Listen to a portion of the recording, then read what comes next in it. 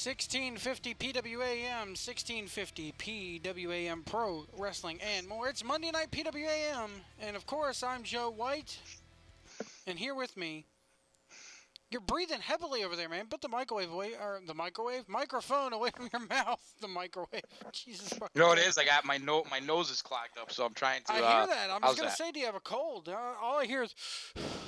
No, it's like it's fucking allergies since May, pretty much. I was like, the angle deal wasn't that bad. You got to be over there fuming about it. No, I honestly, why would I be fuming about anything? It's degrees of bad, brother. Hashtag degrees of bad. It's Monday Night PWAM. We're here talking pro wrestling and more. We want to hear from you as well. Feel free to call into the show tonight. We have a live number now. Did you know about this, AC? I did. I listened to, I would say, 2 hours of your show. 4-hour deal. The Jeff and Joe show. You just listen to because your asshole's still raw. It is, man. It hurts a little bit to sit down, after just being fisted. Oh, man. I mean, Edwards was on fire. He was, boy. Hey, I look at it this way. It ain't the first time I've been yelled at. It ain't the first time I've been bitched at for doing something quote-unquote stupid. It won't be the last. But as long as it makes for good radio, I don't care how mad he gets at me. Right. And I told him that. I'll be honest. I thought both of you handled it well for the most part. I had a couple little issues, very tiny. But I think that's something we should save for when we're all on the air together. Okay. Just because, if we ever to have an on-air conversation about it, I think it could be fun, and basically, I'd like to add my 2 cents in, but I think everybody should be here to agree or disagree. Yeah. 434-710-4900, 434-710-4900. Long distance charges may apply if you're calling from that good old fashioned landline. Does anybody still have those? I have one in my house, but it's just for my job. I mean, I dial 1-800 numbers off of it. So, but Listen, Joe White, I used to call in to talk to you from a landline, and Pat Crowley was my producer, okay? By produce, he means downloaded it and put it up. Oh, man. You know what I really got to do? I got to get rid of this headset mic here and just go to a proper mic stand and get with the times with you guys here. I think that's part of it. Jeff sounds better than you know what it is? I can't get the right angle to this headset where it's either too close to my nose or it's too close to my mouth where it makes it crackle when I talk. Yeah. So 434-710-4900, 434-710-4900 is the number to call in if you want to call in and tell us what you thought about Monday Night Raw. I thought the main event was actually good, even with the Strowman run-in, but they kind of I thought it was good before it. Well, I mean, here's the thing. I don't need to. I'm sick of this Strowman stuff. I got to be honest with you. They need to shit or get off the pot with him, for real. Right, because here's the problem. Where are you going with this? We all know this is leading to, if you believe Braun Strowman is this indestructible force, you're leading yourself to a major letdown. And like anything else, when he finally does get that chink in his armor, and I'm not talking about chink in his armor where Roman smashes him in a car crash. That wasn't a chicken armor, obviously, because he didn't even have a bandage on him. They no-sold the whole thing. He had a bandage on his arm. That was it. Yeah, that was it. They no-sold the whole thing. And I got to tell you, just not to change the subject, but I'm watching the Twins and the Yankees right now. It's the top of the ninth inning. It's 4-2. And it's like a fucking monsoon. And they must want to just get the game over or something. But anyway, sorry, it was distracting me for a second. But anyway, I mean, like anything else with them, when you see the chink in the armor of Braun Strowman, and he's not this indestructible, unbeatable monster, where do they go from there? Most likely down a road that everybody's going to hate. And I don't think they're going to go all the way with this Strowman thing. So it's kind of getting like, all right, we got the idea. Nothing could stop Braun Strowman. And, you know, and the other thing, too, is, and I don't know why this bothers me, but it really does. Could a guy just run in without his fucking music playing? Yeah, I know. Like, could it be like a shock for once on TV that the guy runs down the aisle? I get from where the guys are on commentary, it's very hard to do it. You almost have to have them come out of the crowd, or the commentary looks stupid because they're watching the guy come down the aisle. I understand that, so have him come out of the crowd. Do we need his music to play? Like, can it be, like, surprising for once? I think that also I noticed I'm sitting there going, he knocked the fuck out of Samoa Joe on the outside, and the referee never called for the bell. The referee literally watched for a little bit, got out of the ring, and went over to the timekeeper section and sat down. Come on. Yeah. Very strange. Come on. But I actually was, you know, when you're looking at the time, and I mean, listen, we all know how this works. They start the main event at, you know, 10:38, 10:39. You know you're going to get a commercial break or two, but it's not like they started the main event at 10:55. So you knew they were going to give them some time, which you like. You get to see Joe and Roman work a little. I actually think they have a little bit of chemistry. They do. Personally. I was going to say the same thing. I want to see those two go at it again. I liked it. Yeah, in a real match where there's not this other nonsense going on. But I mean, listen, we all knew what was coming. I don't think anybody was surprised when Strowman's music hit. I'm just saying, even if he runs from the crowd, you're not going to be, oh my God, I'm shocked. But at least it would have been like, okay. Like, every time the guy comes out, it's like, roar! It's getting so annoying. I was kind of shocked to see him because here I am sitting there going, okay, they did the deal where he's pretty much dead in that damn ambulance. I know, he couldn't walk 8 days ago. Yeah, he couldn't walk 8 days ago. Maybe they're going to sell this out until after SummerSlam, you know? Maybe they'll have him out until after SummerSlam, and then they'll continue with the angle. Nope. Heaven forbid we should keep someone off TV. It's like we talked about when he had the major beatdown of Roman and he flipped the ambulance, and let Roman go away till SummerSlam, yeah, it was show him like rehab videos, recovering, lifting weights, coming. You know what I mean? Remember, we got none of it. Nope. 2 weeks later, he had a bandage on his shoulder and he's throwing Superman punches. So I mean, we knew this was gonna happen. Let's start from the beginning here. We're in Nashville, Tennessee tonight. And I'm so kind of a quiet crowd, I thought. It was, except for that one blonde girl with the Raw T-shirt on the front row. You could tell she just kept getting drunker and drunker and drunker. Joe, what road are we headed down right now? No, I'm serious. Go back and watch. Every time we talk about a female, I'm like, I start to cringe. Like, am I gonna have to make excuses for this guy? No. Go back and watch the show. They even put her on camera a couple times during the night. If you go back and watch it, I mean, she's a very attractive lady. I mean, but she just kept getting more wound up through the night, and I'm just like, yeah, somebody's putting alcohol in her hand, you know. It's one of 50 stripper bitches. I love his stripper bitches. What the fuck? Shout out to all his stripper bitches on his payroll.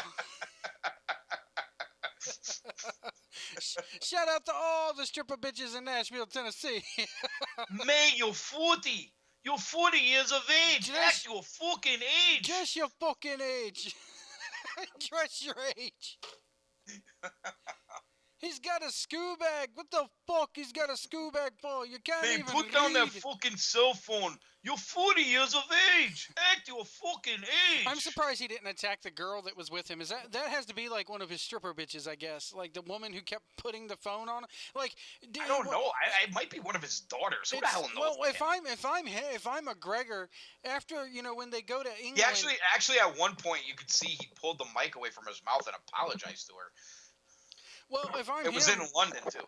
If I'm in London and I'm sitting there doing that and I see her for the second day in a row come out there and hand him his cell phone and make it go live, I'm sitting there looking at him going, "You're fucking 40. You don't even know how to work your fucking phone." I know, right? You gotta have everybody do something for you. That's why. We're getting way off the rails here. But I was actually laughing because when I finally saw the Brooklyn press conference and I saw the little dust up you guys are talking about, and What was and that about? Floyd's There was juice head nothing. monkey bodyguards were going after Dylan Dennis over there, and then they cut to the Showtime crew, and Brendan Schaub was like, he just popped their heads off one by one. I mean, do Floyd's bodyguards have any idea who they were going after? Like, first of all, McGregor basically had Dana White. That was the only press conference where he had an entourage on the stage, Yeah. and he had like jiu-jitsu black belts and MMA fucking savages on there. They would have housed Mayweather's fucking bodyguards. And you can see, like, Malignaggi was like, I don't know them bodyguards. They got a lot of muscles. And Schaub's like, no, listen to me. Trust me. You would have popped their fucking heads off one by one. Jerry Carlson, we want to thank you for subscribing here on YouTube tonight. Thank you very much, sir. Let's get back to Raw. We're way off the rails Well, here. no, I mean, we can get into McGregor a little bit. I'm sitting here thinking that, after the 3 press conference, I still have gone yet to go back and watch the last one. I mean, I know that they were in London, they were in a ring, they were at the O2 and all that good shit. But I'm sitting here going, at one point and then the middle one, do you know what he said, hey, look, he's wearing high heels, and that's when the damn pull apart started where Mayweather's people rushed over, and I'm sitting there going, what the fuck was said? Why? Actually, the weird part about it is I don't know if that was somewhat a work, just because it looked like it.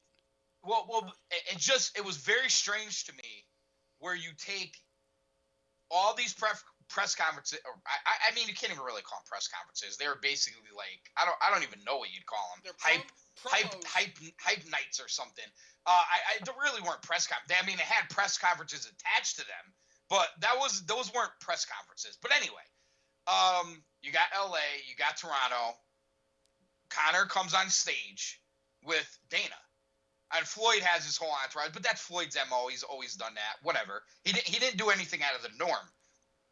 The only thing out of the norm was Conor having extra backup in Brooklyn. And it was almost like they knew that crowd was dead by the time the fighters got there, and they're like, oh, we got to do something to get this crowd going. Because they tried 6 ways from Sunday to get that crowd hyped, and they just couldn't do it. And I kind of think that was a little bit staged, but I do think Floyd's bodyguards, especially the two, I mean, I guess you'd call them Guido, juice heads. I mean, listen, I got plenty of friends like that, so I have no problem saying it. And we all know those two guys are out for stardom anyway. And, they made, right way or wrong way, they made a name for themselves because nobody knew what the fuck they were before Tuesday. But anyway, it kind of seems staged to me a little bit. I will say this. I agreed with you the other night when we did the show that maybe 4 nights was too many in a row. But I will say this. If you cut Brooklyn, I thought the other 3, especially Toronto and London, were very good, especially for Conor. London had a very different feel to it. Showtime didn't send their crew there. That was basically done by Sky Sports. I kind of liked how it was in the ring, and they were like, all right, listen, get all these fuckers out of the ring. It was Conor, Dana, it was Floyd, Ellerby, and the Showtime guy there, and then that one girl with Floyd, and that was it, and maybe a couple security guys. That was it. It seemed more well done, that one. But Brooklyn really was an absolute shit show. Mm-hmm. I wouldn't say that it was boring. I just think they were running out of material. They were probably saving some shit for the next day. And honestly, the dust up actually played into Conor. When Conor hit Floyd's hat in Brooklyn, it didn't come off. He got something out of that. He also got something. I know he was saying they were high heels. They weren't exactly high heels. They were almost like platform shoes Floyd was wearing. Yeah, they were very, very. It was like he had a sneaker with like a humongous fucking sole on him. Mm-hmm. And if you look at, honestly, if you look at the face-offs from all 3 days, and you just forget, I wasn't even looking at height level. I was looking at chin level. if you look at Floyd's chin level, it was like at McGregor's mouth in Brooklyn. Yeah. And any other standoff, his chin was lower than McGregor's. So they actually did have an effect, but it actually helped Conor because Conor was like, "You should have worn those the first fucking day, you dummy." You know what I mean? Like, I thought Conor had a good London. I mean, listen, at that point there wasn't a lot of material. The crowd was heavily pro Conor. There's one thing that I'm still waiting to get a clip of. Floyd tried to get the London crowd to wish Conor a happy birthday, and they didn't bite.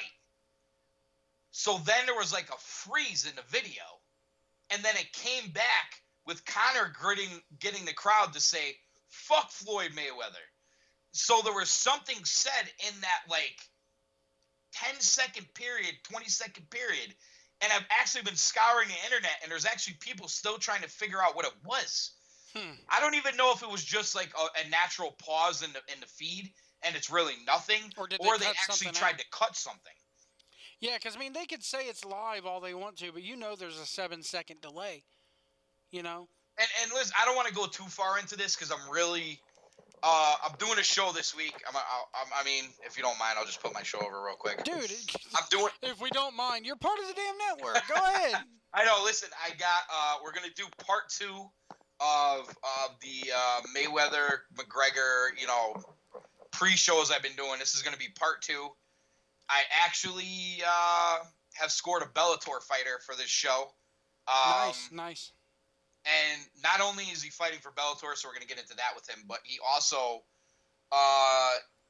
thinks Conor's going to win. So I'd love to hear his thoughts on that. He's cross-trained in boxing as well. And of course, we're going to bring on a boxing guy to combat whatever is said. So we're going to do him first, though. And also, I want to get into – I don't want to dabble too far into it because it's a touchy subject.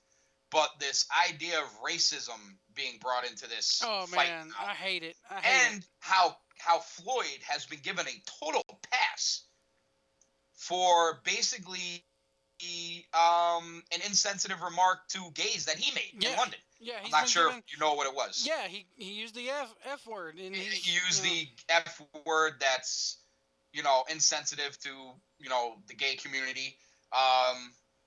And there's also a couple words that Floyd uses an awful lot that I think plays into his mentality, especially with women. But I want to get to that in my show, and I want to spend a lot of time on that here.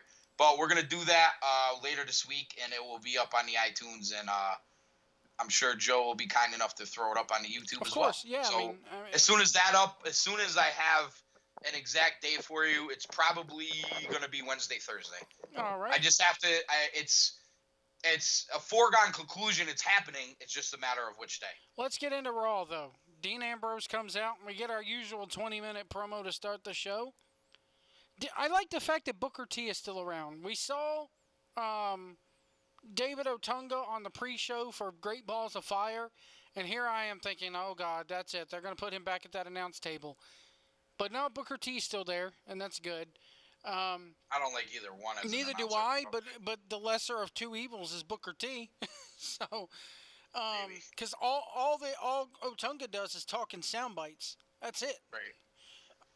So Dean comes into the ring and, he calls the chair Steely Dan. His chair, referencing the band Steely Dan, and basically you get Rollins, him talking about the damn Miz deal, and because they just can't let this fucking go. And then Seth Rollins, I actually like the Seth Rollins promo. I actually have a musical reference to this segment as well, but it's later on. Go ahead with the Seth Rollins. I like when Seth Rollins came out and the past got brung up, and Dean's like, I still don't trust you. And finally, after all this time, they had him apologize. Okay. Does it make him look weak in your eyes, you think? What's wrong with a heel who is now a babyface? I didn't mind the apology. The part that I didn't like in this whole thing was I have to live with myself every day and look in the mirror every day. What I want him to say is, look, I'm sorry, But listen, I did what was best for me at the time. Why do you have to take it to the level as, oh, I have to look at myself in the mirror every day? Yeah, I agree Come with on. that one. We all know. Listen, Seth Rollins is just a better heel, and eventually he's going to be a heel again, and if he isn't, it's fucking crazy, but whatever. I mean, I agree with you 100% on that, but the fact that he goes, I'm sorry, and he's like, yeah, I'll say it again. I'm sorry. I'm sorry I turned heel on you. Or, pretty much is what he was like. I'm sorry I turned on you guys. Sticking with the theme of degrees of bad, I don't hate Seth on the microphone. I think he's decent. I don't know what it is about Ambrose, and this is nothing new. I have never liked Ambrose since the Shield days. And it's like, as soon as Dean's music hits to open the show, I'm just like, yeah. Really? And listen, sending Seth out there was probably a good thing, because if I have to listen to Ambrose talk anymore, I probably would have put the Yankee game back on. You know what I mean? But, I mean, the Seth part of it, I get you, it wasn't 100% awful. I mean, it might sound as nitpicking, but I do think it was overboard to have him go with, I have to live with myself. Like, I'm at this point, why don't you just have fucking Roman's music hit and just have them get back together right fucking now? You know what I mean? I think that's going to happen after SummerSlam, to tell you the truth.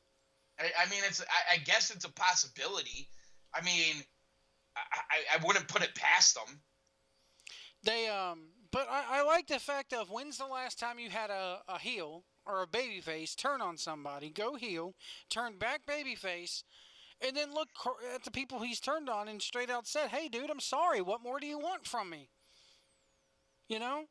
I agree. I just think he went overboard with the apology. They went way overboard with it. The sentiment, I agree with the sentiment. I 100% get what you're saying. Usually they just throw them back together, all is well and forgotten, without any conversation as to, Yeah, I mean, if this was, Well, plus the other thing too is he hit fucking Roman first. Yeah. You know what I mean? If this was traditional WWE booking, they would have came out there and fist bumped each other last week and stood back to back looking at the Miztourage outside the ring like, come on, bring it on. No, they didn't do that. They're waiting for the guy in the middle of the triple power bomb or something. Yeah, No, but you're right. It is. I agree with you to the point that they actually did go there. It's just it didn't execute it. I mean, I get it sounds like nitpicking, but and I like at the same time, I just think for Rollins' character, to go that far, I don't buy that from Rollins' from the character that Seth Rollins is supposed to be. He could have been like, to me, it should have been like gut wrenching for him to apologize. Yeah, he could have. You know what I mean? For him to go that far was like, it just rolled off his tongue like it was second nature. I don't like that. He could have been like, look, I'm sorry. What more do you want from me? Okay, here. You know what? Just to prove I'm sorry, here's the chair. Take your shot. That's where they should have left. That whole part of looking in the mirror and everything, I totally agree with you on. They could have cut that out. He could have been like, look, what more do you freaking want from me? I'm sorry. I'm sorry. Hit me with the fucking chair. Let's go. Man to man, let's do it. It was over 3 years ago. Eye for an eye, blah, blah, blah. Right. But I like the fact that the Miz came out and the heels got over here, except. Hold on. Go ahead, take it, because I know what you're going to be like. I know what you're going to say. Listen, when you see the damn promo picture for the Miztourage, Bo Dallas has a suit on. Dressed well. You get Curtis Axel dressed well. You get Bo Dallas dressed well. When Bo Dallas comes out tonight, he looks like the, redheaded stepchild of Stevie Van Zandt. What the fuck was he wearing? his pants, and I'm sitting here, this is a problem I have, okay? I know, it's me being the grumpy old man and the guy who just can't get in touch with fashion, okay? But he actually paid for jeans that look like that? It's like these...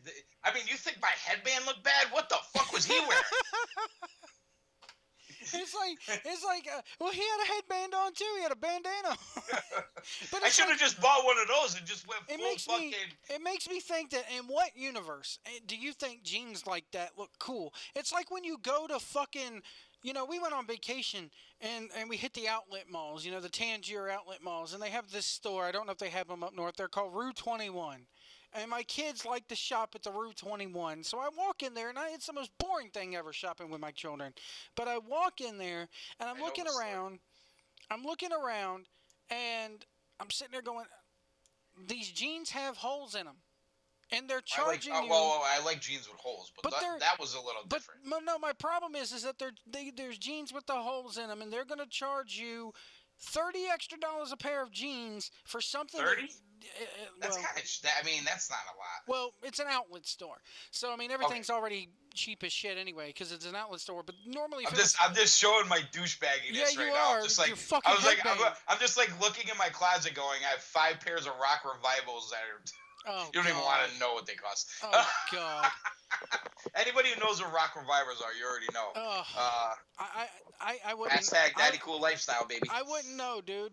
You strap on a pair of Wranglers. You don't want to know. Trust me. Sometimes I look at it myself, like, what did you do? Strap on a pair of Wranglers. It has the same fucking effect, and it's like half the fucking price, dude. Jeans are jeans. Come on. In the South, and up here, listen. The only guy that dressed worse this week than Bo Dallas was fucking Conor McGregor in Brooklyn. Yeah.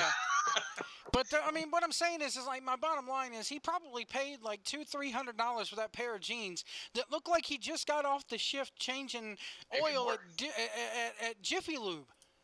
Yeah, it was bad. It was bad. And I threw out the redheaded stepchild of Stevie Van Zandt. For those of you who don't know, not to explain my joke, but Stevie Van Zandt is part of Springsteen's East Street Band, and he also plays Silvio Dante on The Sopranos. That's why I know it is. Anyway. So, I like the fact that they had the heels go over here, though. Because the Miz Taraj is kind of new, and they got out of Dodge, too. Yeah, and Miz giving Rollins that wasn't skull-crushing, horrible, I guess. The skull-crushing finale onto the chair looked devastating as hell. It looked sick, you know? So they go to commercial after all that. Miz is walking in the back with all of them, and he stopped for an interview, and he's like, they got to go, and they walk off. Thank God. And then we get Bayley versus Alexa Bliss in a non-title match. I like this. They had Nia out there, and then all of a sudden, they have Sasha come out there and attack Nia. Again, Alexa Bliss, man, she's such a good worker here. Tremendous. She's so far on another level than any of the other women right now. It's kind of scary when you think I don't. When you think about all the NXT people, and I'm sure we're going to get into this later given other circumstances tonight, but, I mean, Alexa Bliss is on the short list of NXT competitors that have raised their level since they came up, whether it's through being allowed to raise their level or not. We can all argue that till the cows come home. But, I mean, when you throw Owens and maybe, I don't know, can we think of anybody else? Alexa Bliss coming from NXT but getting better. She's on a short list. And Kevin Owens, maybe? Yeah, Owens is the guy. I mean, he's definitely, had that high level. The jury's still out on some. More have been bad than good. I dig. When Alexa Bliss comes out, it's going to be a good segment. I also think Nia Jax has a lot of potential there. I do. I like that character. I've said it from day one. I actually think she should be the baby face that takes out Alexa Bliss. I've said it from day one, dude. That I enjoy the hell out of her. I can see Nia Jax as a big time baby face. I really can. Especially right now on Raw with Bayley and Sasha kind of you know what I mean? Mm-hmm. It's the perfect. I wouldn't say do it next week, but I would say in the next couple months, maybe even before you get to the Rumble, Survivor Series, maybe after SummerSlam or during SummerSlam, I would like to see Nia Jax turn babyface. Me too. And battle Alexa Bliss. I really would. Bayley gets the win with a Bayley to belly, and I like the fact that Bayley's getting the win here, and I even I like what they did with the women tonight. I really do. It kind of made sense to me. They made Bayley look halfway decent here. Bayley has looked better on this show. She desperately needed it. Yeah, too. Bayley looked better on this show than she has since she hit the main roster. This is as best as Bayley's looked since she's hit the main roster. Probably right. Corey Graves gets up from the announce table while Michael Cole and them talk about the ESPYs. Who gives a fuck about the ESPYs? Sorry. Nobody cares. I honestly, I didn't even watch it. I don't even care. The only ESPY award that I know somebody won was Demetrius Johnson won Fighter of the Year, which is an absolute farce. And he's a UFC fighter, and he won it, and I'm happy for him. But I can tell you right now, the other 4 guys that he beat out for that award all had a better year than he did. And there's guys not even on the list that had a better year than he did. So the ESPYs are I don't pay attention to them. I'm a big sports fan, but the ESPYs do nothing for me. The ESPYs are like the Slammies. They mean nothing. They're totally rigged and fake as fuck. This is what it is. It's the Wednesday night after the MLB All-Star game. It's one of probably, I would say, 5 or 6 nights in a 365-day-a-year calendar that there is literally nothing going on in the sports world. Right. Nothing at all. And let's face it, ESPN has capitalized off that. Kudos to them. But the bottom line is, the awards mean nothing. You cannot, and I don't mean to disparage fans, you cannot let fans vote for this stuff. No. Because there's too many fans out there that just don't know what the fuck they're watching. And this is going to be a big theme also going forward in the Conor Floyd fight. I happen to be, honestly, the job I do has helped me. Working behind the bar, I have sports on the TVs all the time. You hear the and water let's face it, talk. Yeah. one of those three TVs has something Conor Floyd going on right now. And you get the women, the guys, the this and that, and just all the different reactions and all the different people who actually think they know what's going on with this stuff. It's kind of funny. It's really funny. And I was listening to Schaub, Brendan Schaub, like basically say, when he on this tour, he had so many people asking him to he thinks McGregor's going to win too. And so many people asking him to defend his case to them personally. And his caveat to them was basically okay, so what is your expertise in fighting? And if they have none, he won't even go there. And that's almost to the point where I'm at standing behind the bar. And listen, I don't expect a customer to know what I know, what I've been through, what I've trained in, all that, because they're not going to know that just seeing me as a bartender. But I almost just let people talk, and it's actually given me a lot of material for these next few shows because some of the stuff people say is just crazy. How many people... They don't even know the last time these guys fought. They don't even, they think things happened in their fights that never happened. It's actually kind of funny. I really want to do a whole show on just misinformation. How many people have already said, watching these press conferences, how many times have you sat behind that bar and heard a customer go, oh, it's all fake anyways? I've heard that a lot. And I will say this, though. 80% of the people still think, even though everybody's even if it's 50-50, 70-30, whatever it is, that they want Conor to win, 80%, 90% of the people still think Floyd's going to win. Mm-hmm. And listen, I'm not disparaging anybody's position because we're going to go through this a lot in the next 6 weeks. And there's a lot of reasons to think that. I'm just saying the commentary that's involved with it. I mean, I had someone tell me the other day they think Conor's going to gas 7 minutes into a boxing match. I honestly, you know what I just did? In a match where the rounds are shorter? Come on. Yeah, you know what I did? I just chuckled. I'm just like, you know what? Why will I bother wasting my breath? I wouldn't even entertain it. You think what you want to think. I wouldn't have even entertained it, but let's get back to Raw here. We get a package for Roman Reigns, typical video package. I love how they were reaching desperately to find Roman signs and stuff because they know that if they do straight up crowd reaction, it's going to be boos. So, you know what the problem is though with the crowd reaction? It's almost like you almost get the John Cena, women and children cheer. Then it's drowned out by the boos. And then you almost hear that little, the kids and the women still going a little bit. I don't even know if I want to call it 50-50.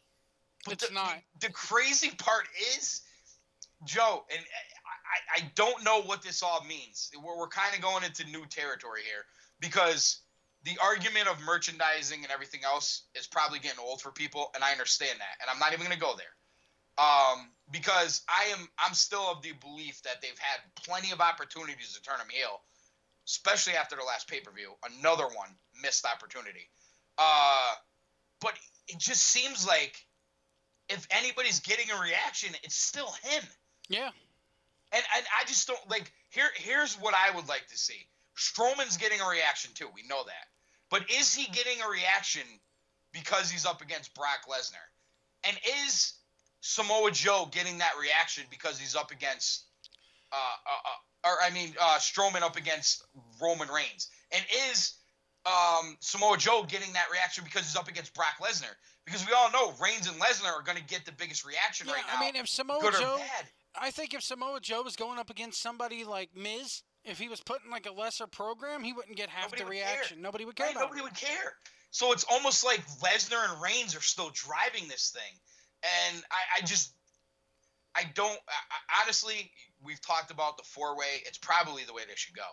So you were talking about kids and everything. I sent out Conrad Thompson, the guy who hosts Bruce Pritchard's podcast, tweeted out a bunch of things, and they were like, "Oh, it's for the kids, everything they do is for kids," and blah blah blah. And I'm sitting there going, and I'll admit, I got a point proven to me tonight because I was like, it's not for kids when the ratings are saying that the average age of the viewership is 50 something. But are they paying attention to that? Hold on. WWE's not, because here's the rub. Okay. And here's something that Conrad Thompson told me on Twitter tonight. And I didn't think of it this way. 5-year-old kids aren't filling out Nielsen ratings diaries and sending them in. Well, who is though? The 50-year-old men. That's how it works. That's how they get their ratings and everything. I think now, the diaries thing. That sounds ancient to me. It does, but dude, you can go to Nielsen's website and they will send you I think it's now $5 in the mail how many for a people are diary. fucking doing that though? Dude, here's the thing.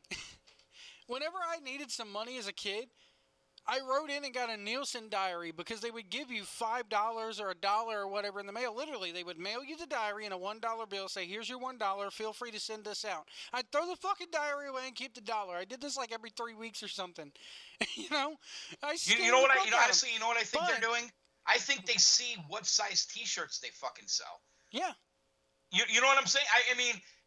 To me, that's more their barometer than what you're talking But about. the thing is that yes, 50-something-year-old kids, kids aren't doing. I don't think they do the diary thing anymore. But you know as well as I do. When the Attitude Era was at its heyday, and we were all rabid fucking WWE, just savage wrestling fans, right? You can look in the crowd and see, hey, there's no kids there, I know, but there were still kids watching. Yeah, there's kids watching at home. But my thing is but this day and age, with all the shit that kids watch on Netflix and forget that, on over-the-air TV, was it you who brought it up the other night? Again, we're going there. The F-bombs on FX2, they didn't even bleep them out anymore? They didn't bleep them out live. So why is the WWE so scared to just have a gritty fucking show? Why do they need to continue to insult older fans, A, and B, try to stimulate children who go away in their teen years? Here's what kills me. Listen, I know for a fact it's true, because my daughter is a perfect example. When she was 12 years old, she was a rabid WWE fan. She's now 16. She could care less. She goes to indie shows with me. She follows guys she likes. She'll watch some Ring of Honor and some this, that, and the other thing. But she follows the indie guys we know, and that's it. That's the only wrestling she cares about. She does not care about WWE. And if I say to her right now, do you know anybody in her high school who watches the WWE? No, Daddy, nobody watches it. Nobody in high school watches this fucking show. You bring it up and you get laughed at. But to your point, And I agree with you 100%. Nobody fucking watches it. But there's kids in middle school and high school that watch Game of Thrones, they watch The Walking Dead, they watched Breaking Bad, they're watching Exactly. Orange is the New Black, which if you knew how much sex and tits and asses in that show, Oh, listen, come hey, on. 13 Reasons Why. Yeah, absolutely. That's a very mature show for people in high school. I'm sorry, it absolutely And it's about is. high school kids, so it's baiting Right, them but right it's in. mature for that age group. So, I mean, the whole deal of, kids don't fill out Nielsen diaries, it is a good point, but I'm sitting there going, who fills out Nielsen diaries anymore? What happened to the Nielsen people coming into your home, putting in their own type of cable box or putting a chip in your cable box? Because that's how it used to work back in the day. They didn't give you a fucking diary. Listen, with technology now, they have better ways of reading ratings. That's Nielsen, the fucking Nielsen company has nothing to do with the ratings anymore. Comcast alone can look and see who's watching who's watching what. Based off of what if the cable companies don't track it, how are you tracking who DVRs it? Yeah. And DVR is counted, brought into the rating, right? So listen, that's all bullshit. I think it has to be watched within 12 hours or something. Here's what their fear should be. Forget the fact that the ratings suck now. Sooner or later, Joe White and Daddy Cool AC are going to be 60 fucking years old. And you know what? Maybe we'll still watch wrestling at the time. We're not going to be podcasting about it. We're not going to be running out to indie shows every weekend. We're not going to care that much about it. Speak for yourself.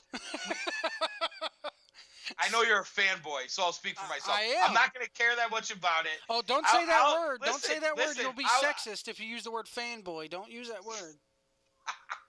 I'm just calling you specifically. Last time I checked, you had a cock too, AC, which I didn't check, but you know.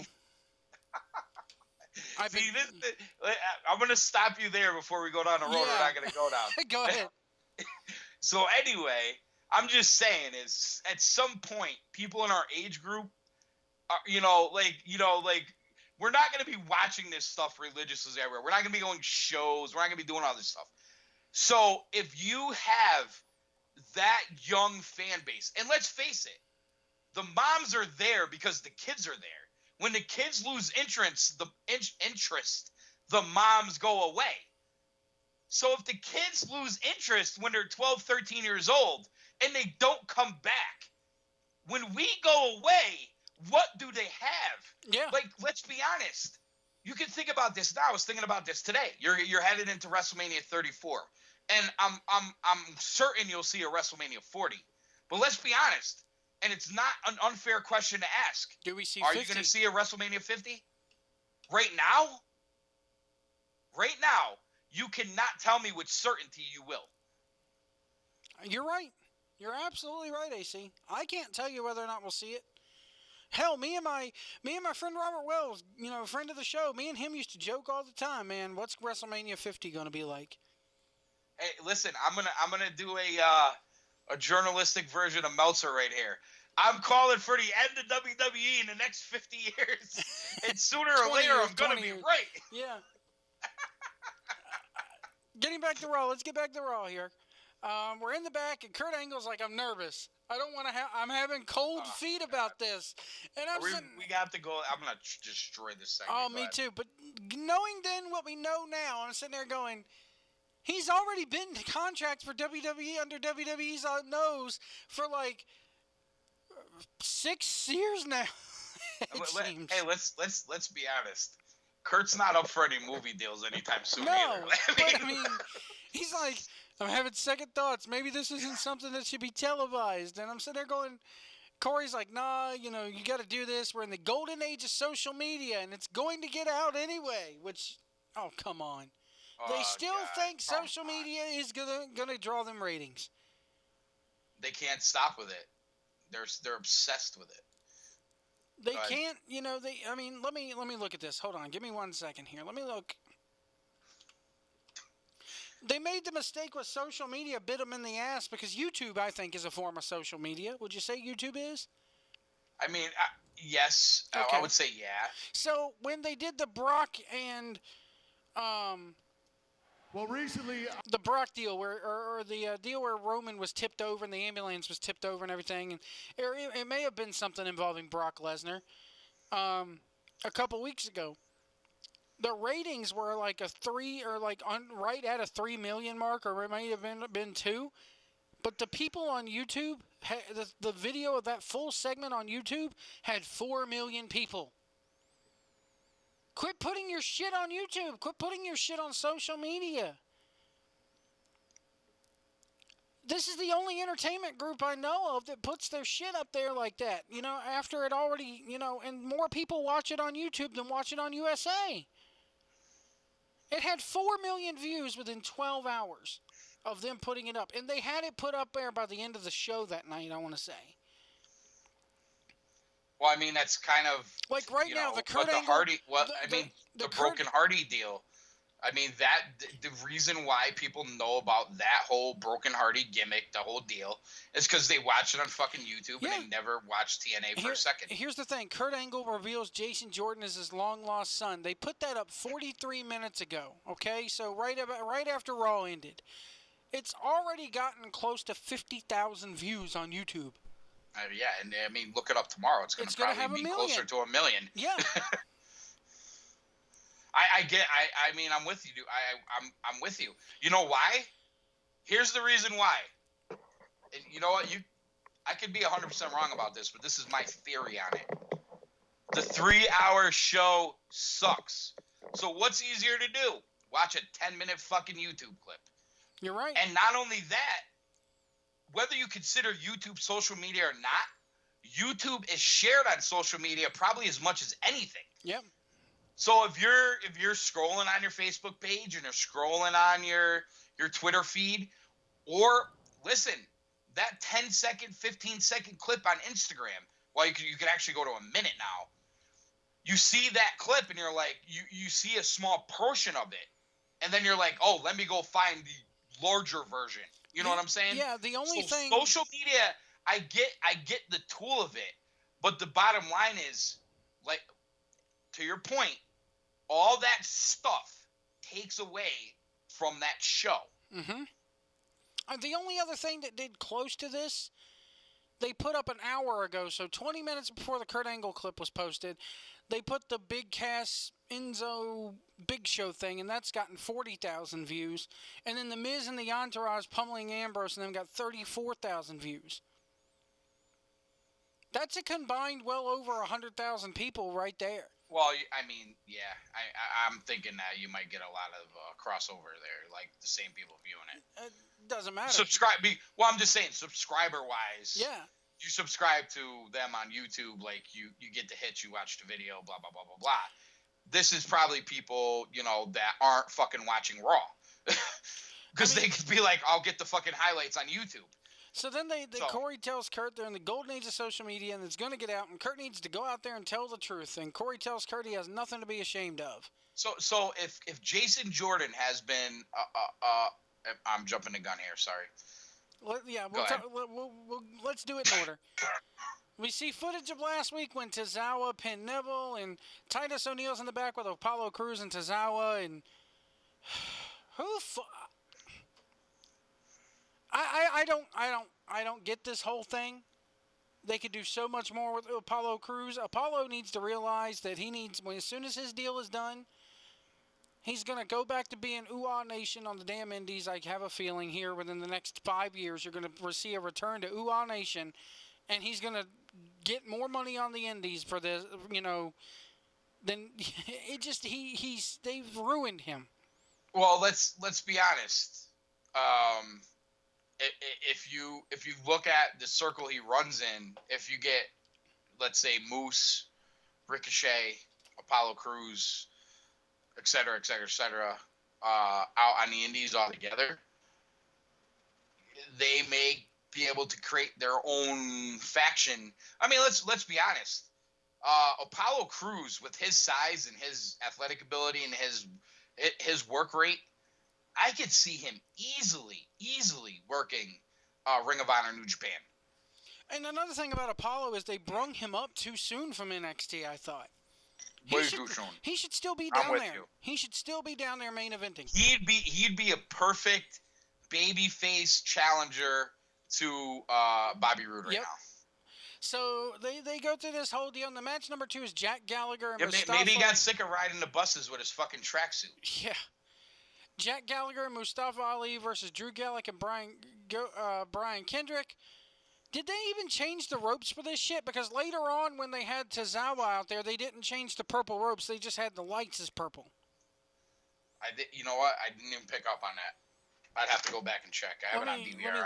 I couldn't tell you off the top of my head. Nope, they didn't, because I'm sitting here looking at I gotta be honest, those 205 Live segments are skippable. I really kind of tune them out, man. Me too. There's some good moves and stuff, and every now and then you get a good match, but I don't know. It's just like, I'm almost like you're trying to create a version of wrestling that with New Japan World, tune into it right now. You had a G1 show last night. We'll cover that. Kota Ibushi versus Tetsuya Naito. Go watch that fucking match. It's free. You don't even have to sign up. And then to me, you go watch that, and you watch what the WWE gives you in 205 Live. And no disrespect to the talent, because it's not their fault. But why would you ever care about what they're doing? When that version of wrestling, the problem with 205 Live is that version of wrestling is so much better elsewhere. Think of it this way, too. People that like it know where to find it. If we're just going to go by the numbers, here, and I'm looking at WWE's YouTube page right now, the segment where Kurt Angle is in the back with Corey Graves that we just covered, where Kurt Angle's like, I got cold feet, I don't know, 18,000 viewers. And it was posted after they posted it out of order, okay? So 18,740 viewers are viewing just a segment where Kurt Angle is pondering whether or not he should make the big announcement live. Then you go to an actual match where it's Mustafa Ali and Jack Gallagher versus Brian Kendrick and Drew Gulak, which took place afterwards. It's only gotten 7,000 hits. The other cruiserweight match that they have, nobody cares. The other cruiserweight match, the one that we're talking about now, with Jack Gallagher and Mustafa Ali and all that. I mean, they had two cruiserweight matches on here. I don't see the other one. I'm not seeing the other one here. And honestly, the best thing that happened on Raw was Mustafa Ali's finisher. Yeah, the damn and I'll be honest with you. The reverse 450 and Corey and Michael Cole calling it the 504. I like that. I thought didn't they call it 054 or something? Yeah, whatever they're calling it. Yeah, 054. I like the finish. Listen, it has nothing to do with the talent. I mean, a guy we both have seen in other places and like a lot, and seeing him kind of, change his game up, whether he leaves WWE in the future or not. He's going to be in a big place as Cedric Alexander. Yeah. There's so many good. When I kind of take a dump on 205 Live, it has nothing to do with talent. I know the talent's that. It's not the talent's fault. There. It's the shit that they've done. Right. And the thing is with that stuff, they they're gonna do it here with the women too with this Mae Young thing. They sell you on this idea as we're bringing the best from the world. And it's nothing against the people there, because they're very good and they're very talented. That whole talented. tournament means nothing.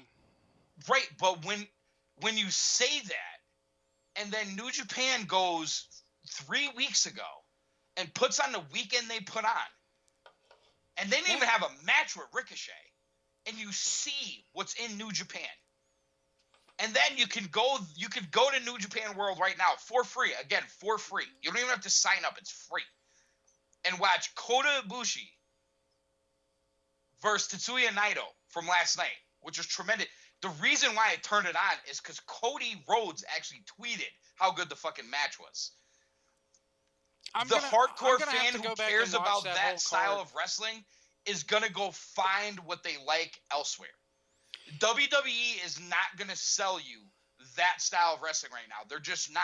They're not. Because it's too good elsewhere. I just watched Cody wrestle Ricochet live on Friday night in the front fucking row. It was amazing. I loved it. The match was tremendous. And you're not going to get that. They need to stick to what they're fucking good at. Yeah, I mean, here's what kills me, though. WWE, for everybody says that WWE needs competition. WWE needs competition. They've got competition out there. WWE just doesn't want to acknowledge the fact of it, because why? Listen, the bigger New Japan gets with this stuff, WWE is they never have going to the influence, it. the money, and the connections to all the talent. I'm not telling you they're going to be WCW circa 1996, but they're moving, and New Japan is an upward swing right now, right? Yep. New Japan is gaining steam, and by extension, Ring of Honor, CMLL will gain steam as well. Not to the level of New Japan, we know that. And they all have their own issues. They're not even on the fucking TNA level. We know that. But New Japan is on the upswing. They're gaining steam. They're making a name for themselves. I would say they're past Everybody's talking about it. Everybody's talking about it. They're looking forward to next year. Oh, my God, they're going to be in New York. It's going to be crazy. Blah, blah, blah, blah, blah. Have they said they're going to be in New York? WWE's losing fucking viewers. Yeah. Have they said they're going to be in New York for New Japan next year? I don't know if that's 100% certain. They'd be shooting themselves in the foot if they didn't go there. But I mean, I just think no matter where they go, they got to go bigger. Like they need to really they need to see okay, we really underthought our influence here. Like they need a fucking 10,000 seat arena, and they need to put on a fucking ridiculous weekend next year. That's what I think, and I think they will. Enzo Amore makes his way out. I like how he sees a kid wearing a certified G hat, gives him a fist bump. Hey, thank you. I like that. Cuts a damn long-winded promo. The same fucking promo you've heard. Too long. And then he goes into the crowd and goes, you know what, kid with the Enzo wig on. Come sit on my knee. Come out. Yeah, come sit on my knee because we're going to watch this match together. And then he sends the kid back to his seat. But I know, he pushed him away, right? He pushed him away. And I was like, shouldn't the kid sit on his lap for the whole match or something? And you know, it just... I like the segment. I like the... hey, they didn't learn anything from camera angles with the big Kaz thing because he did the big ass thing 3 times. When they shoot him, his gut looks big. He looks fat, not muscular the way they shoot him. I gotta tell you, I think they're walking a really thin tightrope with Big Kaz. They are. He looks almost barrel-chested. I don't know that they didn't pull the trigger too quick here with the breakup. Ryan Frank. Shout out to Ryan Frank. I actually went to high school with that guy back in the day. He goes, they made sure to segregate the cruiserweights from the rest of the roster to a degree it seems unimportant now. You're damn right it does. And they have segregated them. Absolutely. So my guess is they put 205 Live after SmackDown with the hopes that Morrow was going to call SmackDown then 205 Live. Yep. And add some credibility there with the hardcore fan. But then we got Big Show versus Colin. And I like Big Show in this match because Big Show, he bled a little bit. Of course, they cut away from him, told him to wipe his nose out, and then they came back to him. But they couldn't actually have 2 fucking big-ass savages, 7-foot savages, actually beat the fuck out of each other. There was actually a lot of accidental blood on this show. We'll get to that there in a minute. Goddamn, pal. What's with you bleeding? Anyway, but Big Show made Colin Cassidy look like a fucking star in this match. I gotta tell you, I've never seen Big Show for look all that all the shit that Big Show has got. Remember Big Show a year and a half ago with the Please Retire chants? Mm-hmm. Since Big Show has returned in better shape, and I'm digging the Big Show, man. Everything he's done, I've liked. He's put guys over. He put Strowman over. He's now putting Kaz over, and he's moving better. His matches are better. He's kind of a badass, but he's got the baby face, no tears, no bullshit. This kind of revamped version of Big Show, it's kind of cool. It's kind of one of the good things they're doing. I like the way he sold from him because I'm sitting there watching this match going, Big Show is letting Colin Cassidy do this shit to him. He's giving him the honor here. He's putting him over. We need that from more of the older guys in WWE, especially, the part-timers like Jericho and everybody come. But Jericho made Kevin Owens, To an extent. To an extent. Yeah. I don't think he'd be as over, I think I think he. This is what I think Jericho did for Owens. He supplanted him as one of the top heels. Yeah. I think that's what Jericho did for Owens. But I agree. but Big Show here, oh my God, Big Show's down. We've never seen anybody pummel Big Show like this, and I can't remember the last time I saw it. You know? Here's the problem I have with this thing now. It made Colin Cassidy come off like a total badass until Enzo ran into the fucking ring. So what's the end game here? Is Enzo Big Show's mouthpiece from here because honestly, if he's not Big Show's mouthpiece, why is he Enzo out there? can never be sold in a wrestling match versus Colin Cassidy. Never. Ever. He's gonna get squashed every time, and if he isn't, it's absolute shit writing. So, what is is he gonna be Big Show's mouthpiece? And even if he is, the right thing to do is for Cassidy to go over Big Show anyway. Where does that leave Enzo at this point? Well, we all knew from the outset of this program that Enzo's just going to get left in the dust, or they're going to move him to. I've heard a lot of people say, "What's next for Enzo?" They're going to move him to 205. Yeah. Well, that's because he's small. But here's the other problem with that. At the end of the day, he still is one of the better talkers they have. So for Enzo to go from wrestler to mouthpiece, like they kind of did with Titus, isn't a bad idea. No, not at all. If they do it properly, I could see them doing that. But here's the problem: if Enzo gets buried here, the fans are gonna take that out on Big Cass. Yep. And if Big Cass doesn't perform as a heel, he's done too. Now you lost them both. Exactly. You're another damn right on that. NXT tag team where you can make the case. We would have thought by now they're wrestling for the tag team gold, but now they're broken up. Okay, out of the box, something different. You know why you they're like not it, wrestling? but here's the thing: they're walking a very thin tightrope. You know why they're not tag team champions right now?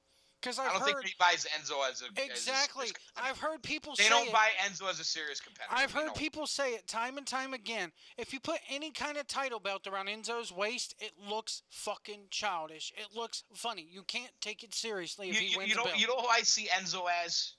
Kind of like the new age fucking New York Guido Jimmy Hart. Yeah. I mean, I don't say that to disparage him, but that's really what I see. Nothing Just wrong put with a microphone in his hand, not for 15 minutes, but put a microphone in his hand. Let him be a mouthpiece for different guys, even as a babyface manager or something. That's fine too. And sooner or later, you got to turn Enzo as a heel manager and let him cut promos, but let him have a fucking stable of guys. I know this is going to ruffle a lot of feathers, but what if they get, you got to sooner or later separate Colin from, and here's what I think. Enzo very soon. The only way to do that is to go back to calling him Colin Cassidy, not Big Cass. You know. Cass. Yeah. I mean, listen, we take away first names all the time now, so I'm just call him Cass. Well, that too, but I mean, what I'm saying is, you kind of change something up. He has to change maybe his look up. The theme song sucks. The theme song reminds me of. I'm kind of with you. It's kind of like 1995 WCW heel. It reminds me of something that the Giant would have in WCW. It's almost like that's the kind of music they give guys in NXT. Yep, or it should be. They should be getting shitty Well, music let me ask you a question. Is Triple H getting more influence over this stuff, or are we blaming Vince too much? It's not Jim. Is Hunter getting too much of an? It's not Jim. You're right, because it's not Jim Johnston anymore. All right, at the Great Balls of Fire pay-per-view, my son goes, "Does Big Cass get new music, Dad?" He called it. My now 8-year-old son. Well, you knew he had to get new music. Okay, I mean, that's obvious. But the second he came out, that damn CFO Dollars, who writes all of NXT shit, goes, "New theme for Cass, everybody enjoyed," and I tweeted right back at him. I don't enjoy it. I think it sucks. Well, I mean, the big rumor, like we talked about 1,000 times, is they tried to give Shinsuke the fucking glorious song. I mean, every time I think about that, I laugh because it's so ridiculous. So then they had Elias. Sushi chef, pal. Oh, we'll get to him in a minute because I said something on YouTube yesterday about him that. Nakamura. Yeah, there's nothing. But we'll do him after Raw. We got to get to this Kurt Angle shit. Yeah, we do. Elias Sampson versus Fragile Devitt, Finn Balor. I liked the little bit of instantly. As soon as they cut to commercial, again, I'm a minute behind because of the watching it on the computer. Are you surprised they cut mid-entrance? That's what I was getting to. The sensitive universe. All of a sudden, man, how dare you cut his entrance? I don't get to look at my it's the boyfriend. same fucking boring shit every week. Why do you need to see Here it is. Finn Balor with the music, with the smoke, throwing his hands in the air, and them lighting up the crowd and making it a big deal, which it's not. Because only 20% of the crowd's doing it anyway, even now, even a year later. Come on. But the sensitive universe, man, how dare you cut away from this is literally a tweet I saw. How dare you cut away from my boyfriend mid-entrance? Listen, this is the bottom fucking line, and I'm going to scream this every damn day. And Hollywood Edwards will back me up, because I said it probably 2 years ago, or a year and a half ago, whatever it was, when he was still in NXT. The problem with Balor is this. That entrance, that wrestler, is only interesting when he's the demon. I'm sorry, that's it. Other than that, he's 205 Live also. Yep. And I'm not trying to be disparaging, but the bottom line is he has no mic skills. His regular character is boring. His ring gear is boring. His entrance is a half-ass version of the demon entrance. Elias Sampson is probably more fucking interesting than Finn Balor right now. He wasn't even on the pay-per-view. Nope, he hasn't been on the last two pay-per-views. And then Michael Cole goes, this one makes me laugh. And Here's the first you guys can get mad at me for this. You know where I'm going here. The first ever Universal Champion. He held it for 20 fucking hours, and he never defended it. Who cares? Get over it. The number one Universal Champion ever right now is Kevin fucking Owens. Yep, the way they booked this shit, dude, I'm totally with you now. But when I have to look on Twitter and go, how dare they cut the entrance of my husband? I'm like, shut the fuck up, bitch. You ain't his fucking wife. He doesn't even know who you are. That's like when and if he did fuck you, he wouldn't remember your goddamn name in the morning. That's like when fucking Corbin fucking attacked Nakamura and they cut his music and everybody went ballistic. The same thing. Shut up. You know what his music is. You know what his entrance is. God forbid they don't show it to you 1 week. Would I be wrong if you're more worried about his entrance than his wrestling or his promos or his whatever? That's the fucking problem. I want to so bad bust out the word that got me into trouble so many months ago when I go online and I read that tweets of how dare they cut the entrance of my husband or of my boyfriend. I so want to use that word, AC, but I can't. Don't do it. Don't do it. I know where you're going, but don't do it. Am I right, though? Here's the other thing. Am I right, though, if I were to say it? For all you little wannabe Bullet Club fans out there, and I actually, if you go to Matt Taven's Facebook page, it's the funniest thing ever. The Melvin of the day. So they did a Wrestling Under Stars on Saturday in Troy, New York. And walking by the Kingdom table was a guy with a Bullet Club shirt on. So they put him on Facebook Live. And they go, you have 1 minute to name every member of the Bullet Club. Did he say Balor? No, he didn't say Balor, but he missed the majority of the New Japan guys, obviously. Is this on his Facebook page? I'll play the audio of it.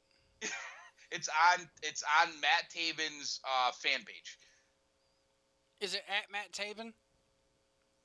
Yeah, It says another episode of Who's That Melvin, the one that was July 15th. Yep, another episode of Who's That Melvin. Let me play it here. Let me play it. The people can hear it. You're not going to be able to hear it, but I'll play it. Oh, we are back with another one of your favorite games. Who's That Melvin? And we got another contestant up. There's 60 seconds on the clock. Hold on, let's get the. Please flip. No, come on, don't ruin our game. Tony, Don't ruin our game. Don't ruin our game. You're a Melvin. You're not allowed to play. You're not allowed to play. He's standing there with Cody Rhodes. He's like, "You're not allowed to play, Cody."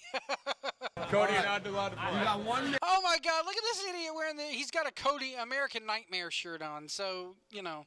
Name that all the must be a members different one. He must have did of one. the Bullet Club. Cody Rowe. He did. This is it. And he said, "Name all the rest of the members of the Bullet Club." And he's like, "Cody Yeah, Rhodes." I think he did it to multiple people because the one I saw was with an actual Bullet Club shirt on. And the first guy he goes, he's like, "The American Nightmare, Cody." Oh, this might be God. it then. This might be it. Another Bullet Club Melvin exposed. Is this it? Actually, I think what they were doing is every Bullet Club, every guy that walked by with a Bullet Club shirt on, they were asking them to name the entire Bullet Club. Yeah. And the one I saw, he got most of them, everybody. We But he are at forgot Bad Luck and Yujiro Takahashi, and I think he forgot somebody. It may have been Hangman Page. He forgot somebody else. Let's play this one. This one's like a minute long. And then you hear TK in the background going 7, 6, 5, 4, 3, 2, 1, and they're like, "We'll be back next time for another round of Melvin of the Day," or whatever the fuck they're doing. Let's play this one here. The Wrestling Under the Stars tour here in Troy, New York, and we have another contestant to name that. Yeah, this one's got a straight up. He's a big fat guy wearing glasses, and he's got the Bullet Club shirt, and he's doing the that's two the swing. one, Is that's this the the one? All one. right, let's play this one. Bullet Club. All right, you got a minute to name all the members of the Bullet Club. Ready? Go. Ready? Go. You got Marty Scurll, I think he actually says American Nightmare, Cody Rhodes, Kenny Omega, the Young Bucks, Tamatonga, Rowan, Chase Stevens. Yeah, that's not his name.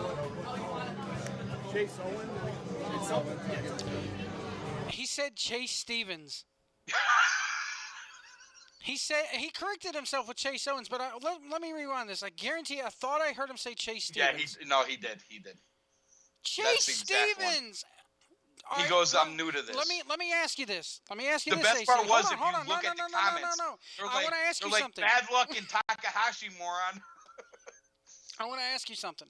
Yes, Do you remember who Chase Stevens is? I don't. Can It anybody sounds in our familiar. chat room? I will. I can't picture a face. The name sounds familiar, but I don't remember. Do you remember his tag team partner's name? No. Chase Stevens, Andy Douglas. They were the Naturals in TNA. Chase Stevens. Chase Stevens. They haven't been on. They haven't been. Oh my God! I want to break my fucking screen right now. I'm looking at. Get off my butt, a fucking Melvin Dassey. Okay, so this brings me to my point, and thank you to the Kingdom, Matt Taven, TK Orion, Vinny Marcellia for that great audio, those great audios. I fucking love those guys. But of course, I have Chase Stevens blocked on Facebook because he's like and he still wrestles indies and fucking fucking Tennessee, but he's like a complete fucking nobody. But the last time he was in TNA was 2013. He took part in a 10-man battle royal that featured wrestlers from the past and present, which was won by Matt Morgan. On March 18th, the Hot Shots, Cassidy Riley and Chase Stevens, were defeated by the Aces and Eights in the first round of the TNA Tag Tournament. Besides that, though, he left TNA in 06. And then, excuse me, Wow. 07. Wow. He had a brief tryout. They were going to receive a tryout by WWE at a Raw taping. It was canceled when Douglas posted the tryout information on his MySpace without WCW's permission. Stevens was in attendance for a tryout match at 2012 Raw Super Show in Cleveland. The next day, he wrote on his Twitter page that he was backstage in Columbus for the SmackDown taping. He said he was as ready as he will ever be, and he never had that dark match. All right, so listen. I'm going to bring up 2 points about Chase this. Stevens. Fuck him. Anyway. All right. Listen, I'm going to bring up 2 points about this Bullet Club stuff, okay? If you claim to be a major Bullet Club fan and you do not know who Bad Luck Fale is, do a fucking history lesson. It's on the internet, okay? If you don't know who Bad Luck Fale is, you are not a fucking Bullet Club fan, okay? Number 1. Bad Luck Fale No. should be the first member that you name because hasn't he been in Right. it the longest? He's a fucking He's a fucking founding original member. Yeah. And not only that, if I might be mistaken with saying this, but I don't think I am. Is he not the only original member left? He might be the only original member left. Isn't he the only one left? I'm not a huge Because New it was Japan Carl fan. Anderson, Prince Devitt, Bad Luck Fale, and there was a fourth one.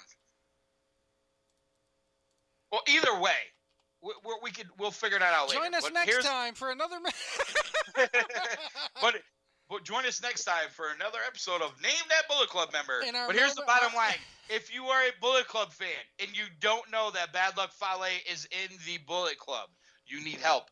Number 2, and I said this on the last episode of Cool Truth, and this is the absolute truth. This version of the Bullet Club has broke down boundaries, has expanded, has done things that the Prince Devitt and even the AJ Styles version of the Bullet Club never did. It's not even close. Right. It's not even close. The only to other what the Bucks, Omega, and now adding Cody into it is a big deal too. We know that. But the bottom line is, this thing revolves around Omega, the Bucks, and Cody. You have the other villains. Marty Scurll's a big deal. You get the UK in with him. And I'm telling you right now, I mean, Adam Cole had a cup of coffee, okay, whatever. But the bottom line is, this version of the Bullet Club is so far more popular than any version of the Bullet Club ever. It's not even close. It's not even fucking close. So, listen, I am not telling you not to go buy your Bullet Club shirts. Go to fucking Hot Topic and buy every version. I hope you do, because I support these guys. I like them. I support them. But the bottom line is this. When you go to a wrestling show and you walk past the Kingdom table, you better know who the fuck Bad Luck Fale is. End the rant. So, Bad Luck Fale, the original member. Tama Tonga, also an original member. Oh, yeah, that's right. Because it was founded May 3rd, 2013. Which is now Gorillas one half of of the Destiny. Gorillas of Destiny, and also Haku's son, who actually seems to be getting a big push coming from New Japan. Rightfully so. Long overdue. Let's get back into Raw here. I can talk New Japan all day. Well, we'll get there because I do want to go into night 1 of the G1. But basically, after the match, now all of a sudden we're cranking back up with the Bray Wyatt Finn Balor feud, and people are like, "The Demon is coming, yay!" And I'm just like, "Don't count your chickens before they hatch." Let me ask you a question. Do you think they for as long and outdrawn as is the Miz and Ambrose feud, I thought they kind of cut Bray and Rollins short. Bray and Rollins, yeah, they did cut it a little bit short. Because now I thought there was more teeth there. They cut that short. You know what the problem? Now Rollins it felt like is in like mid-card a Raw. feud, I guarantee you're gonna see Rollins, Ambrose, and fucking Miz at a triple threat at SummerSlam for that IC belt. Guarantee you that's how it's gonna go down. Why else would Rollins be in there defending his buddy if they're not gonna put him, like, what's the end game there to that? It's not a fucking Shield reunion. All right, so Seth Rollins is going to carry the IC belt. I would not be surprised if they end up doing it that way. And listen, if you, in all reality, I kind of like the Miz as the IC champion. Me too. I don't mind him carrying it for an awfully long time, but if you want to talk credibility, putting it on Seth Rollins in the right scenario would also keep the credibility. I can't deny that. At the last Putting time, it back on Ambrose, and I'm going to be like, come on, man, what the fuck? I was going to say, look at the last time they put it on a babyface, you know? But then again, the babyface was Dean it's Ambrose. Almost like the heel it's almost like the heel should just dangle that title at the babyfaces and always carry it. Yeah, and the babyfaces should always chase. But the thing we're missing here is that the one babyface that they have given it to is Dean Ambrose, and it just bombed completely. Just like it bombed when he was champion on SmackDown, WWE champion. him holding a belt to me, as long as he's this crazy character, and as long as he's cutting the same fucking promos week after week, he's never going to have any credibility with me. At all. Bayley and Sasha Banks enter Kurt Angle's office. A lot of people were saying that maybe Bayley is going to kiss Kurt Angle, and this is the thing. This right here was the segment that disproved that. And I liked this deal of, hey, I've pinned the champion twice now. You just, you got beat at Great Balls of Fire, so I deserve a shot. And Sasha Banks is like, I've been helping you. I deserve the shot. And look at how she won the match at Great Balls of Fire. And Kurt says they're going to face each other next week. And the winner faces Alexa Bliss at SummerSlam. I would not be surprised if Nia Jax interferes in this shit and you see either a triple threat or a fatal four-way. And I think that they're finally going to have Alexa Bliss drop that belt, sadly, at SummerSlam. So you think they're going to get 2 4-ways at SummerSlam? Yep. I would not be surprised. The only way you could sell me on a women's 4-way is if Nia Jax turns babyface. Or Sasha Banks turns heel. Double turn. Yep, double turn it. Dude, it's possible. With the right but booking, it can be that way. It's definitely possible. We were kind of talking about this Friday night with a couple of people that I know that have long-standing Bethany wrestling, members of the family here, even before it was NEW, when it was CTWE. We almost were like, we don't want to down on Sasha because she wrestled at the Bethany Town Hall, but we almost wish she was still Mercedes KV. You know what I mean? Like, I'm gonna stop. The revival. But the thing is I'm just like, me and Edwards did this a long time ago, and he, rightly so, picked Becky as the one who was gonna get lost in the sauce, and she's kind of like somewhat lost in the sauce at SmackDown right now, so I kind of take her out of it. But if you after tonight, if you look at the pecking order, to me, it's Alexa. Wow. Help me out here. My mind went blank for a second. Are you talking just on Raw or overall? Just Raw women's.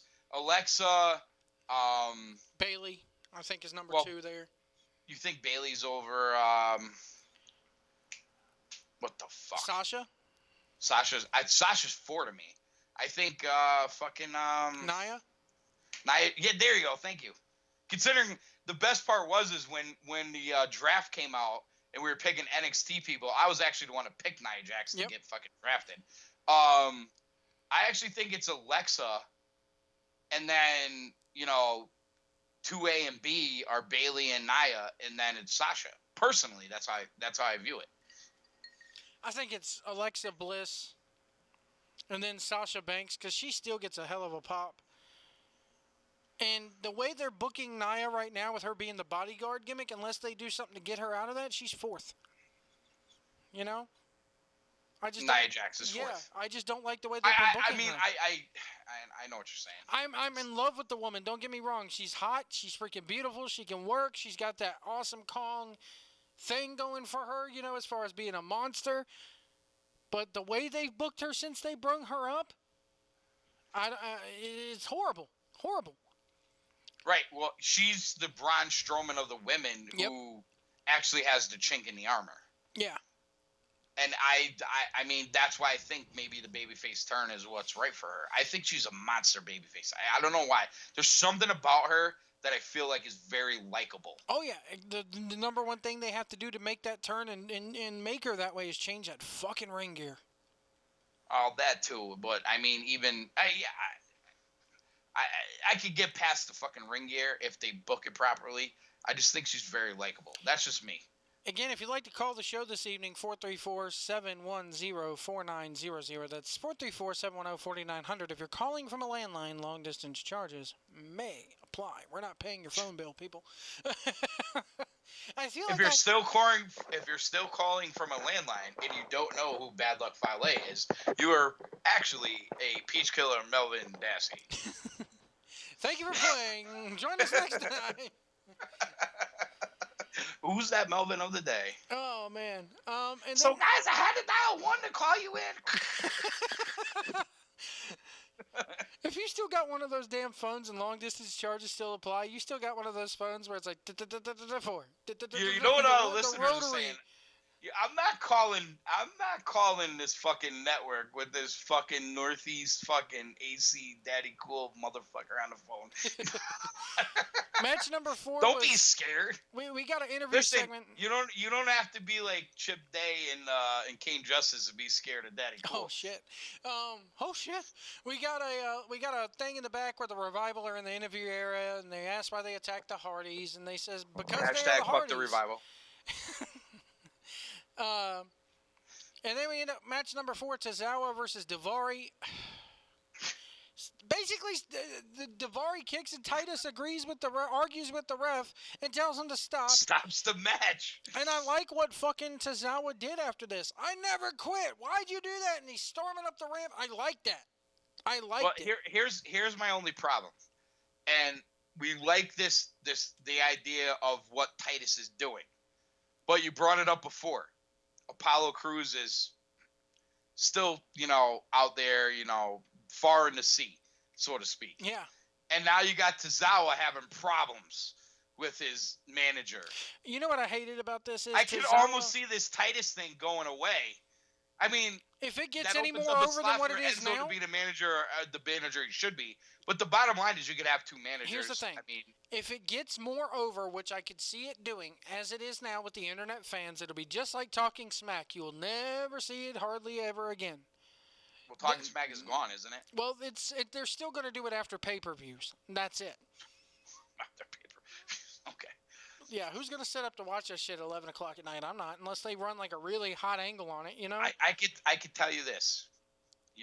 If you ask me how many, let me ask you this: over under, how many episodes of Talking Smack you think I watched? None. You'd be 100% correct. Fuck that. Why? Because the Miz promo that was so good on it, they probably put it up on the YouTube channel. Yeah, because I watched the Miz promo on YouTube. That's exactly why. Why the fuck?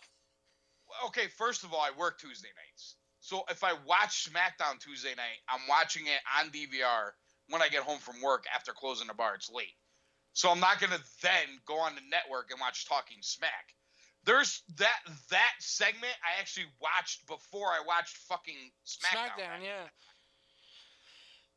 So Kurt Angle walks in the back, and it's time for the big reveal. And we go to commercial, and we come back, and Angle's in the ring, and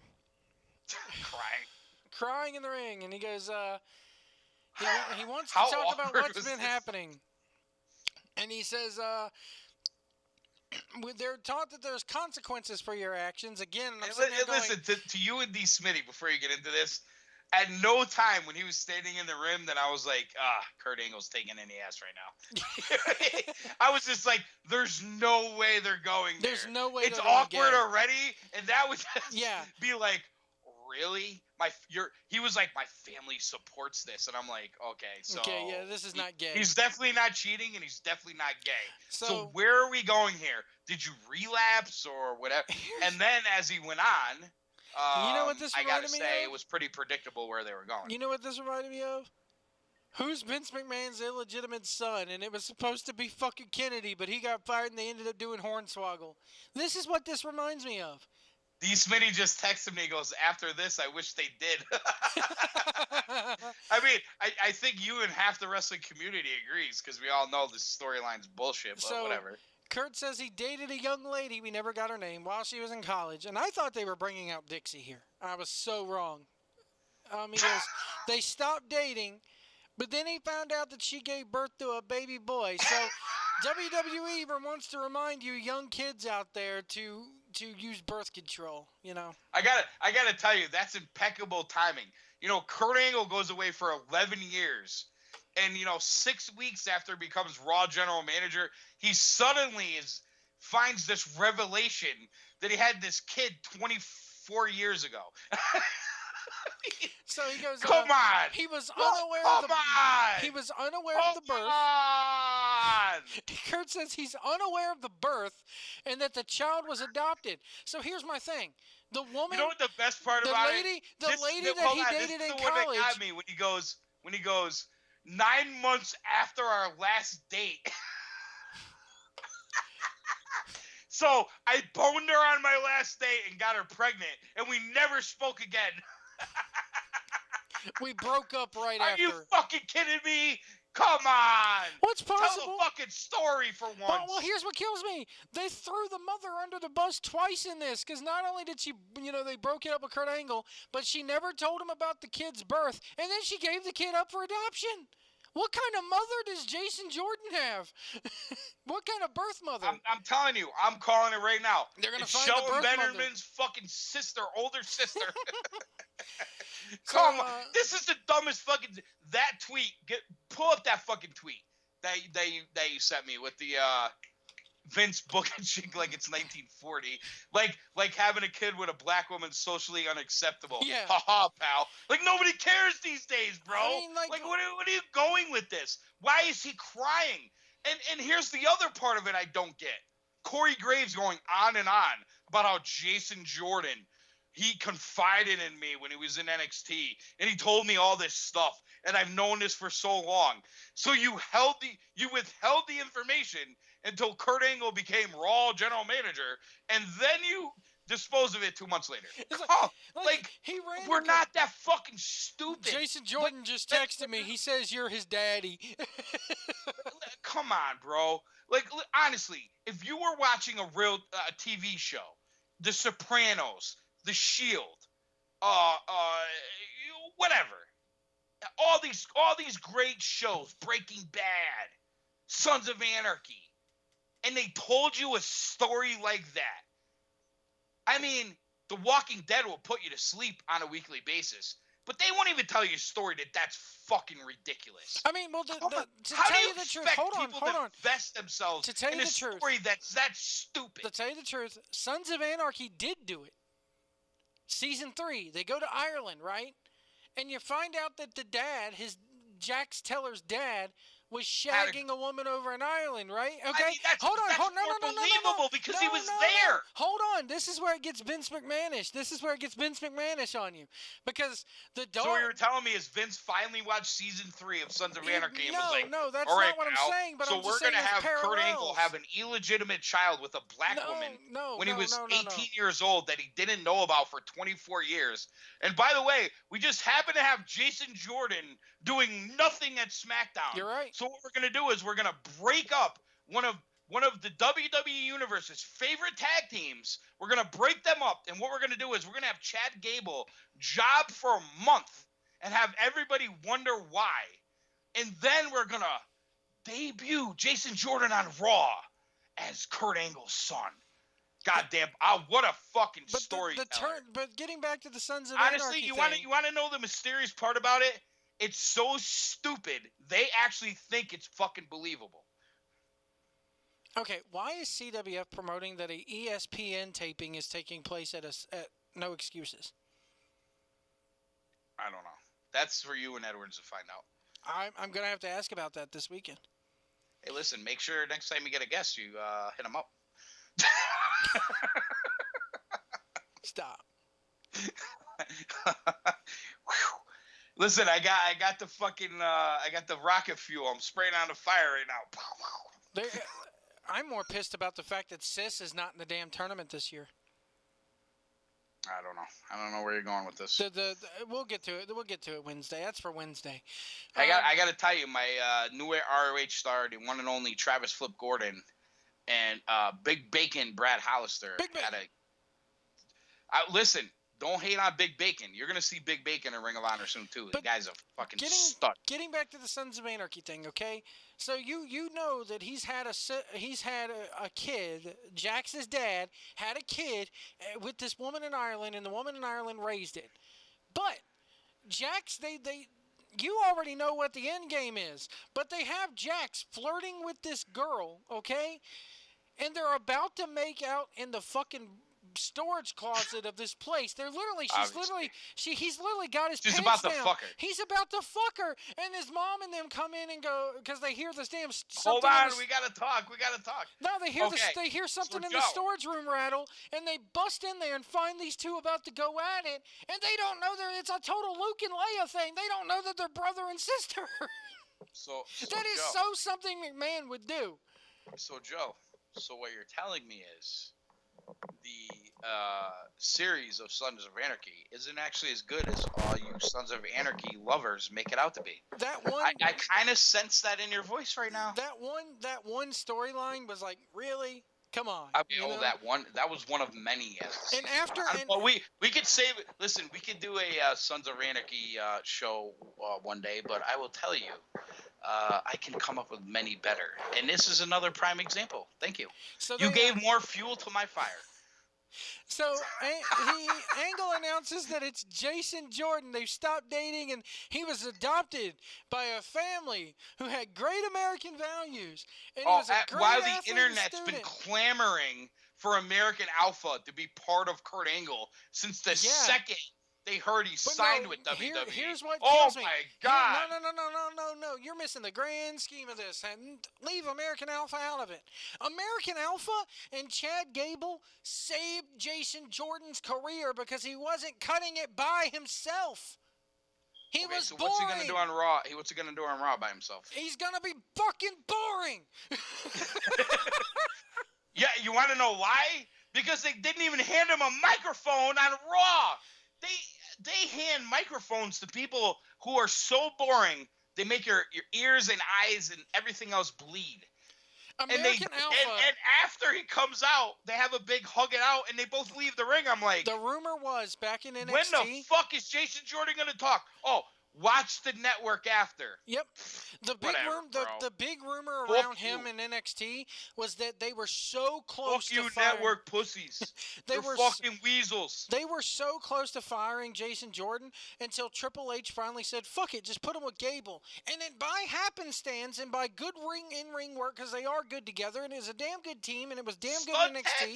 They did nothing with them. Why would you break up that team?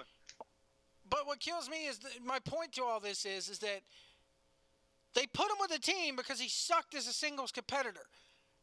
And now, the one that had personality of the group has been jobbing on SmackDown just like he said. Jobbing and they like take a the one, motherfucker. They take the fucking one who's a fucking useless bitch, and they put him with Kurt Angle.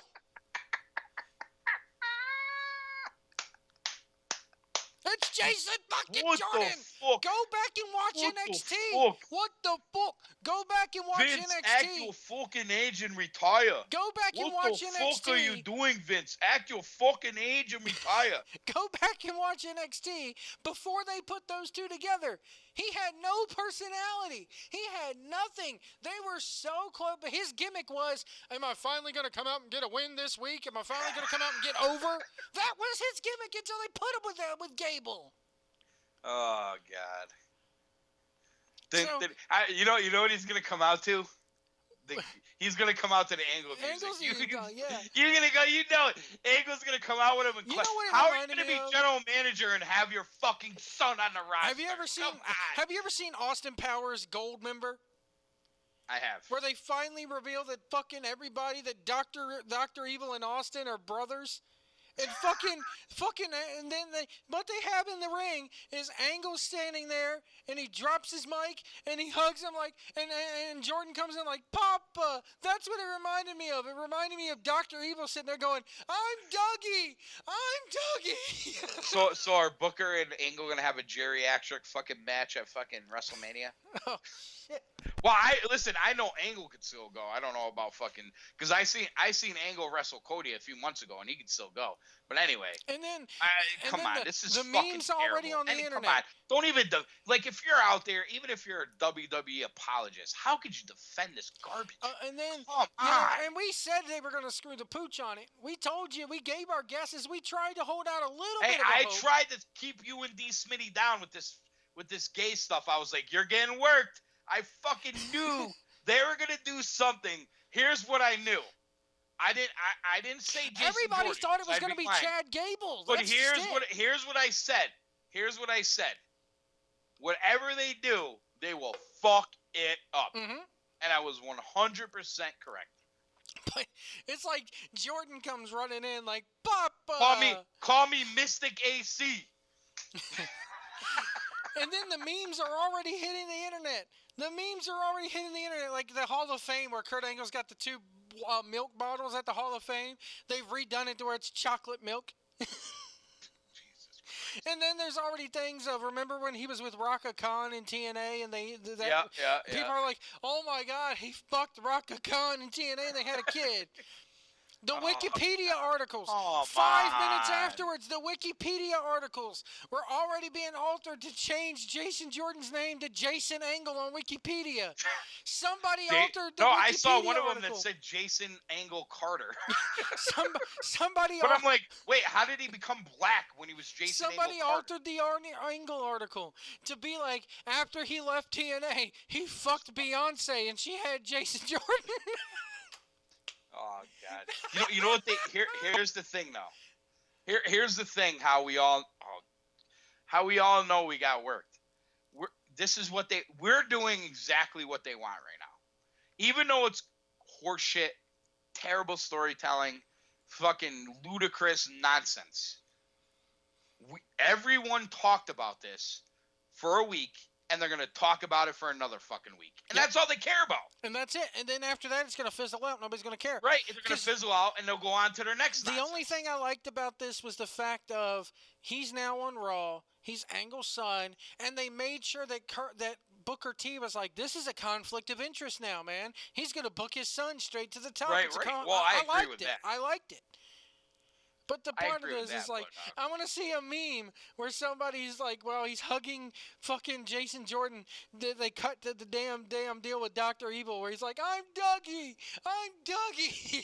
Hey, you know what? Maybe they could book Jason Jordan and Fragile Devitt in a sleeper match.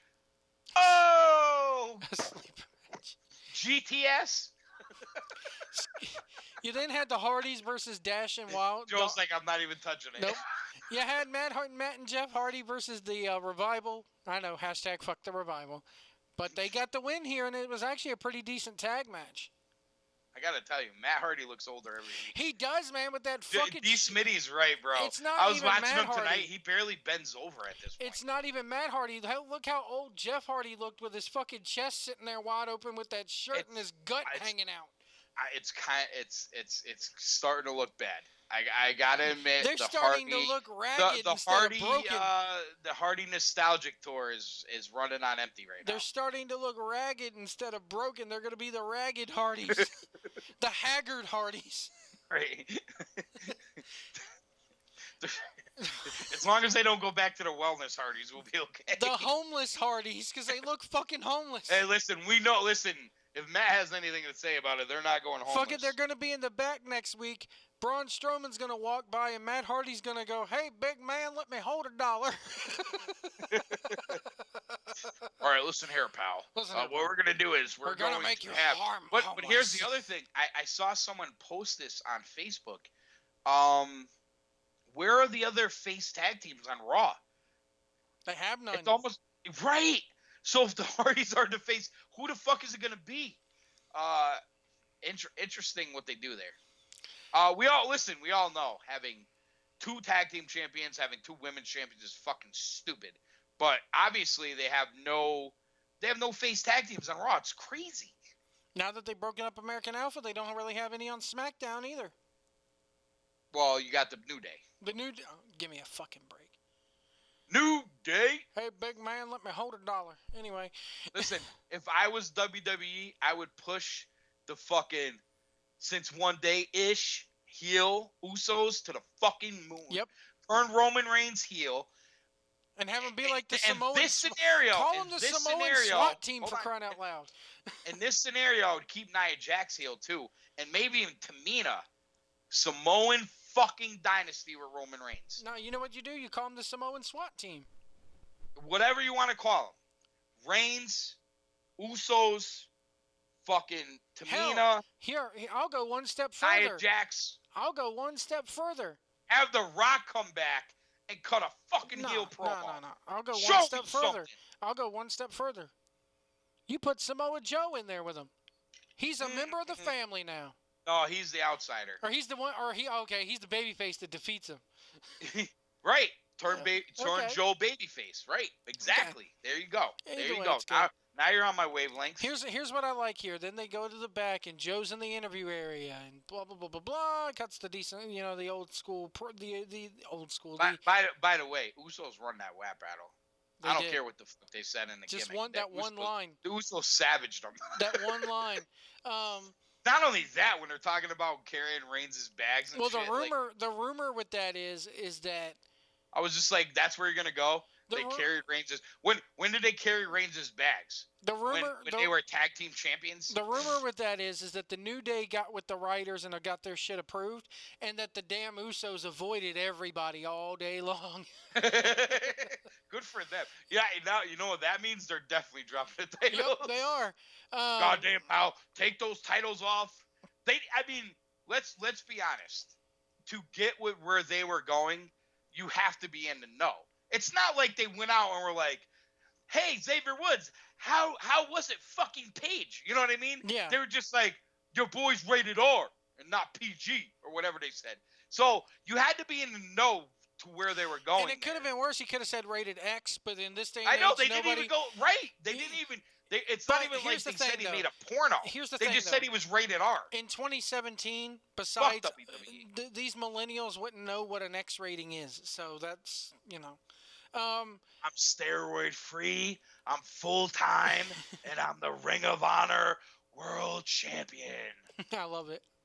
I actually liked that episode of Ring of Honor this week. Cody Rhodes that promo live. They cut shit. That promo live was unbelievable. Is it true that Daniels came out there and basically just cursed all the fans out for cheering Oh, Cody? you don't even know. He did. Oh, he did. Because on air, he came out and he talked mad shit. And then when he goes, 18 months ago, you weren't fondling Stardust's balls. And then the crowd started laughing. He was like, "Don't fucking laugh at that." Oh yeah, and not only him. I like how if they were smart, Kazarian set it up. Both of them, dude, they savaged that crowd. If they were smart, they released it on YouTube because on the I don't know if you actually watched the TV show. The only reason why I don't know if they will is they use the word Rhodes, which Ring of Honor has stayed away from, and he said NXT a couple times. Oh, okay. Well, because he said basically what Daniel said was, I could have went to NXT as a trainer, and I stayed here as a wrestler for you guys. And you're gonna boo me when I'm fucking Mr. Ring of Honor. You put that on and this YouTube. guy. I say you put it on YouTube because. But I will tell you right now, what they should do is take his promo and take Cody's promo and put it on one fucking video. Awesome. I was there live. Tremendous. Well, they were like. But the one thing Cody did, which you won't see on TV, he came out and he got streamer, and everyone was like, "Cody, too sweet, too sweet, too sweet, too sweet," and he's getting streamered, and then he's like, "Oh God, I love that. One more time." So then they restart his music. He gets streamered again, gets cheered, the whole thing. Then he does it again. Yeah, they only had him come out once. Then I don't know if this made TV or not because I got cut in late because of Nesson. But he was going on and on about how the Ring of Honor staff wasn't showing the new champion respect. So he called out Bobby Cruz. He calls out one of the dojo guys that's like security. They didn't show all that. Oh, they didn't. Okay. So he called out one of the dojo guys who was like security, pick up the fucking streamers, the whole thing. And then he's like, "That cameraman over there." And I was actually sitting right next to where the fucking boom camera was. So the camera was there, and he was like, "Find out that cameraman's name." So we're like, "What's your name, bro? What's your name?" We're trying to yell it to Cody, and he wouldn't say anything. So Cody's like, "We'll just call him Phillip. Why don't you just say, 'Fuck you, Phillip'?" So the whole crowd is like, "Fuck you, Phillip." That's a dig at Punk. So then he went into the whole promo. He did. But his big promo after the pay-per-view, he also went into that steroid-free thing. It was like, "I'm steroid-free, I'm full-time, and I'm the Ring of Honor." Well, basically, the promo that they aired on TV was where he was like, "Sinclair doesn't own this title. The Rhodes family owns He this owns title. this title. And they he actually, said owns family, but he didn't say Cody Rhodes. No, he said the Rhodes family owns this Right, title. but I think the issue with the name it's an Cody IP Rhodes. thing. They can't use the word Cody Rhodes, you know? That's why they call him the American Nightmare, Cody. But and that's why JR made reference to this guy doesn't have a last name. Yeah. I have to go back and watch it, man. Probably the it only good thing promo. JR said on the whole fucking But on the commentary, Rick Abani was like, we were supposed to at this time air words from the former champion, but they were deemed too hot for TV, so we can't air it. Instead, you're getting the current champion. Honestly, they would have had to cut it up a lot. If they aired that whole promo, dude, I'm telling you. Like, I don't know if Daniels was butthurt that he got booed the night before, or he was just, sold it well. But, dude, he caught a Kazarian before him, but him after, dude, they cut savage promos. They started off with Cody going, in this big, you have to forgive Christopher Daniels or something like that. He goes, Christopher Daniels has what we call inside the business boo-boo face. The boo-boo face. And the crowd starts boo-boo face. Boo-boo face. But you know what the worst part was is there was this one asshole in the fucking crowd that every segment, every time anything happened, he started cheering for Cody. We want Cody. And I'm like, all right, dude, we saw Cody 3 fucking times today. Like, can we get over it now? You know what I mean? Like, just being a jerk. There's always one. Here's one thing that I liked that they did after. We get the Tozawa segment where he's like, why did you throw in the match? And I like where they're going with this Titus O'Neil thing because it's like not only is Titus O'Neil protecting he's playing it up as I'm protecting the brand. I'm protecting you. I don't want to see you get injured. Blah blah blah. And well, if you get fucked up, you're fucking up the Titus brand. You're fucking up the Titus brand, and it's like, yeah, he's making money off these guys. He's like a Paul Heyman type thing, you know. I kind of like it. And then they did something that they haven't done in quite a while. They showed you everything that was coming up next week. Hey, tune in next week, you know, because you got Finn Balor facing Elias Sampson in a no DQ match. In addition to the #1 contender match with Bayley and Sasha, and also Dean Ambrose and Seth Rollins is in a handicap match with the Miz Taraj. I like the way they told you, hey, here's why you have to tune in next week to see what to see, you know? Okay, so I know what my bathroom break is. Well, they don't. Well, dude, come on. You get my point here, though. They don't do I know, that I'm that an asshole. often. Stop. I know, no. I know, honestly, to play off your point a little, they gave you an awful lot of information on the SmackDown commercial, too. Yeah, they did. Owens and Corbin versus Nakamura and AJ. Tag match, main event. Mm-hmm. And what was the other one? They gave you something else in the commercial. Another match. I forget what it was. I skipped the commercial. Like, wow, that's a lot of information. So maybe that's the new game plan. Tune in because this is what you're going to see. Yeah, and it's it's not a bad strategy. It's smart of them because they're sitting there going, "Hey." Well, they don't give. Listen, if they're not going to give you that in the opening segment, they might as well fucking give you to it a week in advance. Yeah, I mean, it's kind of like sitting there going, hey, the 100,000 of you that keep tuning in every other week, here's why you got to come back next week, you know? Right. That's what they're saying. Then we had Roman and Joe, #1 contender match. Well, we talked about this early in the show. The match was good to the point where Strowman got involved. I thought it was predictable that he got involved. I mean, we all know where it goes from there. This is. I don't want to kill it. It's not awful. I would have liked to seen a little more from the match, but it was good to that point.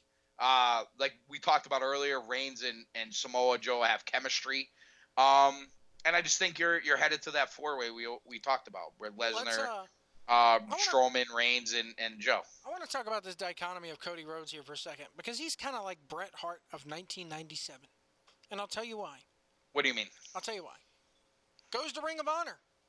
Mm-hmm. Gets cheered. Goes anywhere else in the U.S. Gets cheered. Goes to Japan. He's even the New Japan shows in America. He's booed out the fucking building. Yeah, but here's the reason why. Go ahead. I'm kind of curious to see this because theory of this Bullet Club's a heel faction in New Japan. Yeah, but my theory on this is everybody else in that heel faction gets cheered. He's wrestling Kazuchika Okada. But my theory on this is the same people in America, okay? You take those American shows. He had more heat on him than any heel I've ever seen in the last 5 years. We're on the West Coast too. Let's take that into factor. No, it doesn't have anything to do with it. But my thing is, Absolutely. the same people who watch Ring of Honor are probably watching New Japan. How as well. often is Ring of Honor on the West Coast? Not that often. I don't think Ring of Honor is a big deal on the West Coast. No, they're not. It's PWG. Okay. But right. my theory is, or my thing that makes me think about this a little, and I even brought this up to Jeff on the Jeff and Joe Farthest show. west they go is Vegas. Yeah, but my thing is that he gets, as far as Ring of Honor, the same people who watch Ring of Honor watch New Japan. Not only that, when he went to Vegas, he won by kicking Lethal in the balls. Yeah. So the same people who watch Ring of Honor watch New Japan. Why is it then? I don't think that's 100% the case, though. Most of them, the vast majority. No. I think there's a fair majority who watch both, but I also think there's a Ring of Honor fan that does not watch New Japan. But my point is like, how can the same fans boo a guy for one promotion, and then on another promotion? Well, wait. Let me hold on. Let me put it to you like this. Why was Daniels cheered vehemently in Vegas, going over Bullet Club member Adam Cole for the title, and then he goes to Lowell, Mass, when not only is Cody booked as the heel, I mean, I rewatched it on pay-per-view, Riccaboni did everything he could to make Cody a heel. The whole and scenario he was so over in that. Listen, it's almost regionalized at this point. Yeah, it's if they had Cody, scary in a way. If they had Cody versus Daniels in Vegas, I think you would have probably had like 70-30, 60-40 and Daniels. This is why I don't agree with your statement. You put it in the Northeast.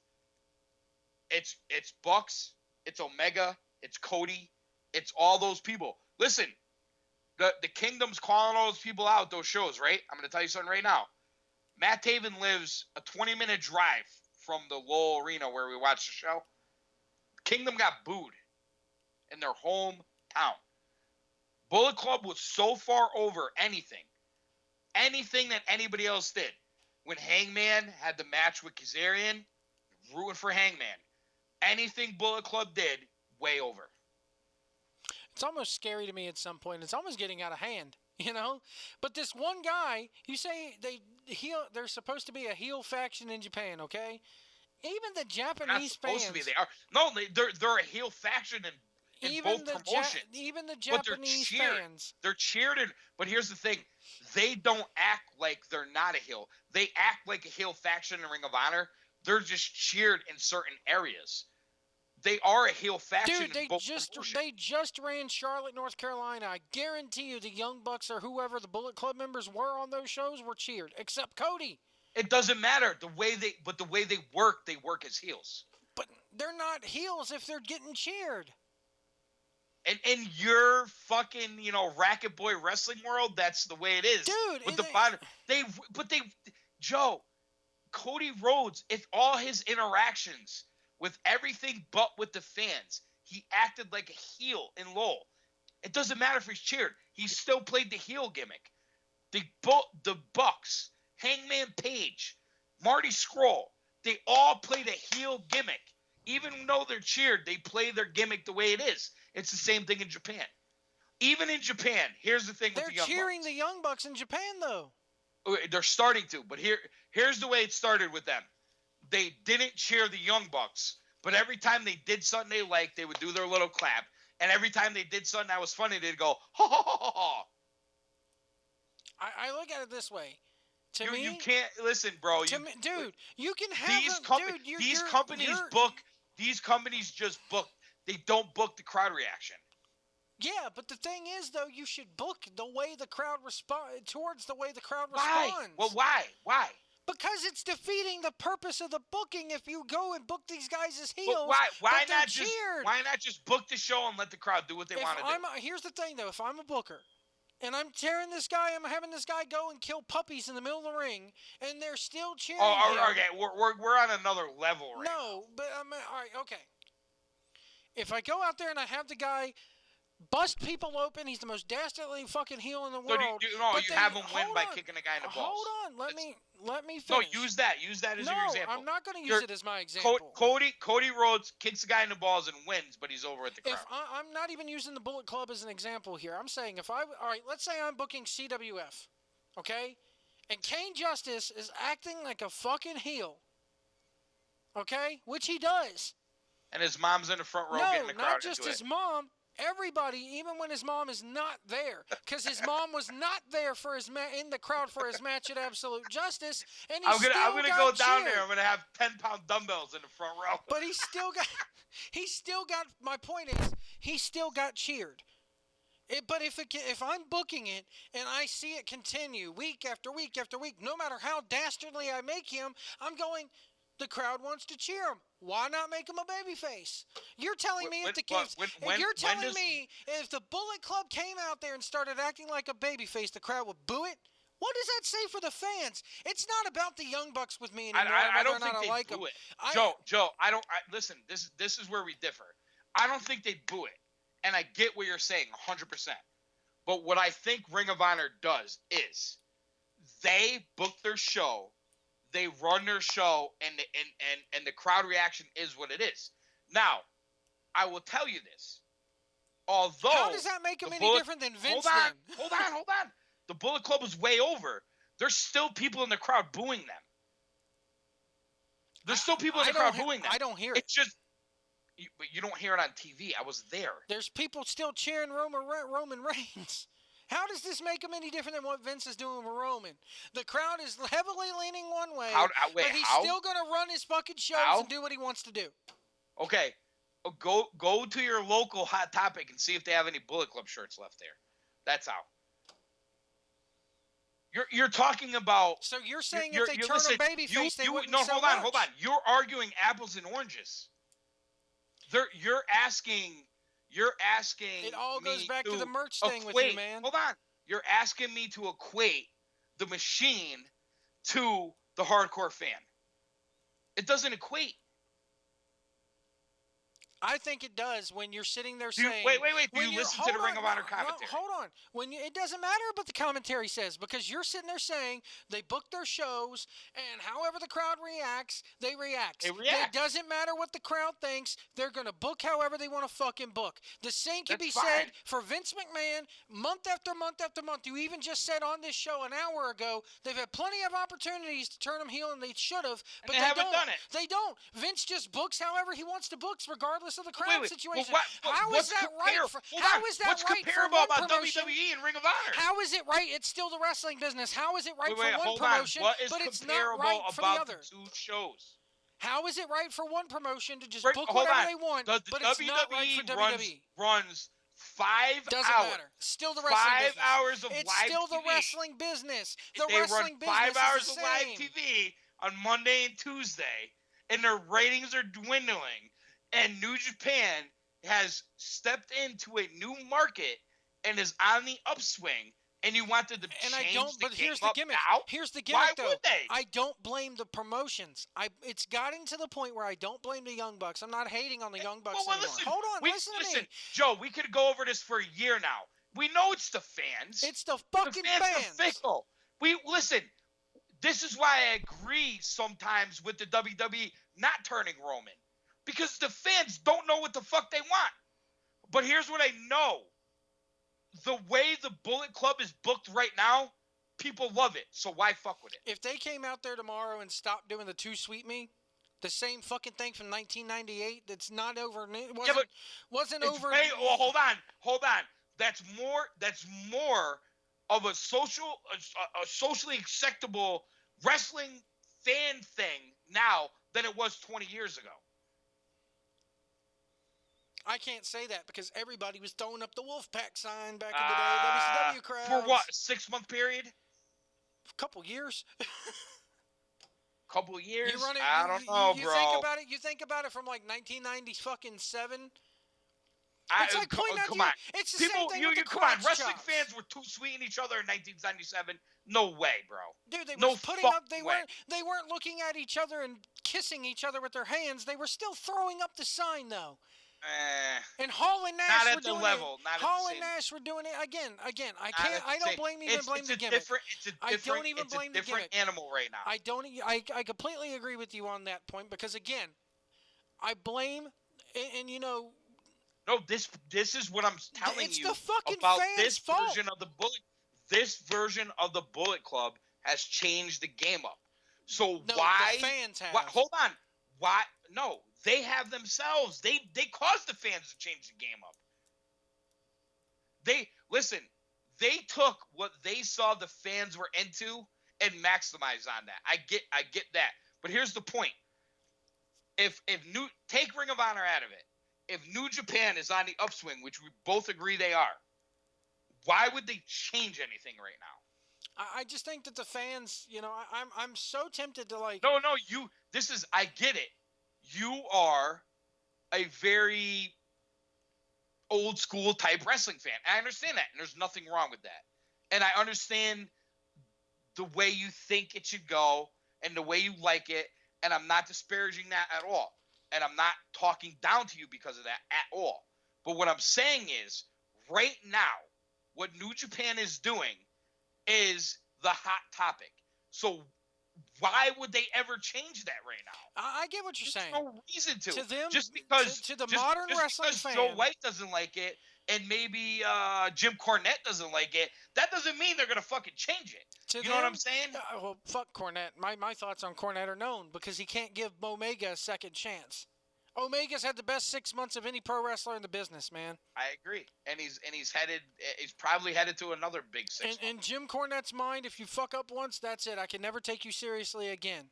And listen, says the man who walked around. Says the man who made Kota a tennis Ibushi back in the mix for New Japan is huge. It is.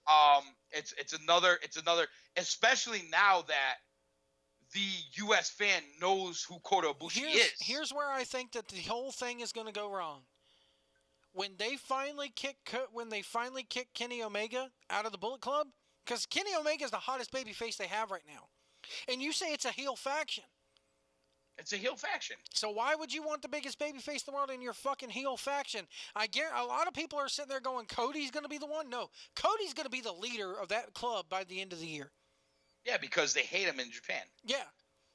And they're still at the end of the day, heels are supposed to be fucking What was wrong booed. with that though? There's nothing wrong with it, but I actually here's the thing though. Think that I think it's better honestly, for them to do it this way. I think they could come up with a way to keep them both, but if they don't, I actually think Cody should stay and Omega should go.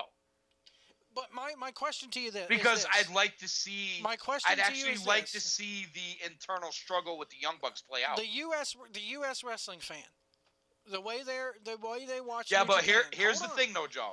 Just to throw this out there, you cannot ask New Japan to book based on a U.S. wrestling fan. Here's my thing though.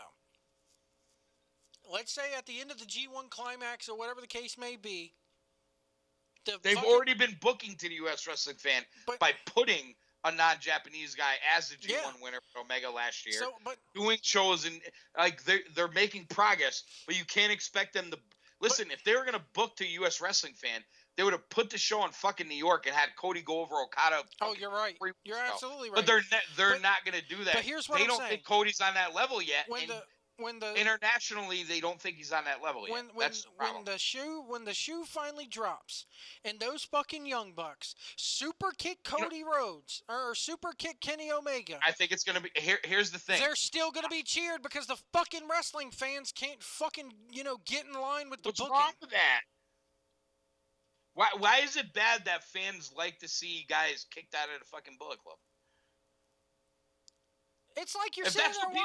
It's like you're sitting there saying, if it's what people want to see, what is the problem? It's like you're sitting there saying, I'm in love with a faction because I can't wait to see who leaves the faction and gets kicked out next. No, they're not saying that. They're saying when it happens, it's cool. What's the difference? It's cool to see guys get kicked out of the faction. Why not? What does that say for the faction? It means everybody's going to get kicked out eventually.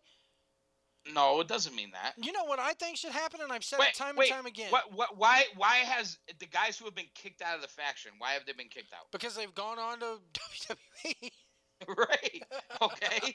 So what are by kicking them out of the faction? What are they kind of implying? I get what you're saying now. Fuck you for going over there, and the Right. fans see it the same way. But here's the thing.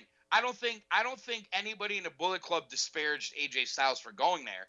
Or I just Adam think Cole they for played, going over wherever he's going. Well, they played up the fact that the hardcore fan was going to be annoyed by it. Mm-hmm. What's wrong with that? I don't see a problem with that. I mean, I get your point. Sooner or later, it's going to get old. But right now, it's not old. So why fuck with it? So here's what I think. If I was booking this, here's what I do. No, let me ask you this. Just even as an outsider a little bit, do you think New Japan right now, given how they've been kind of spurned by a lot of guys recently, if you were going to say Cody goes back or Omega signs, what would happen first?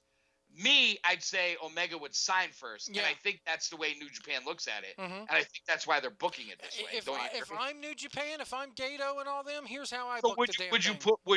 Would you put your stake in the Young Bucks and Cody or the Young Bucks and Omega for the long haul? I'd put my stake in the Young Bucks and the Young Bucks alone, because I'd have them, like we said, I'd have them sitting there. All right, so take the Young Bucks out of it. Cody or Omega. Here's what I would do. It doesn't even come down to Omega or Cody.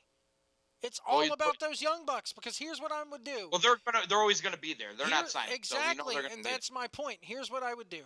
The Bullet Club dies when the Young Bucks retire. If I'm booking this, you have these Young Bucks who have essentially been the fucking lackeys of this damn faction for so long. And if they're doing a standoff and the Bucks are sitting there going, which one do we want to go with? I say Nick kicks Cody, Matt kicks fucking Omega, and we're running the fucking show now. Neither one of you're both out. Well, I mean, it's not. I we're the goddamn leaders now. I kind of like where you're going with that. I kind of like where you're going with that, but you also got to remember they don't do a lot of singles matches. It's very rare. They stick to kind of junior tag team. I'm not saying that they have to do singles matches based off. But remember, but we're your fucking leaders now. Everybody in this group, remember you listen this to us.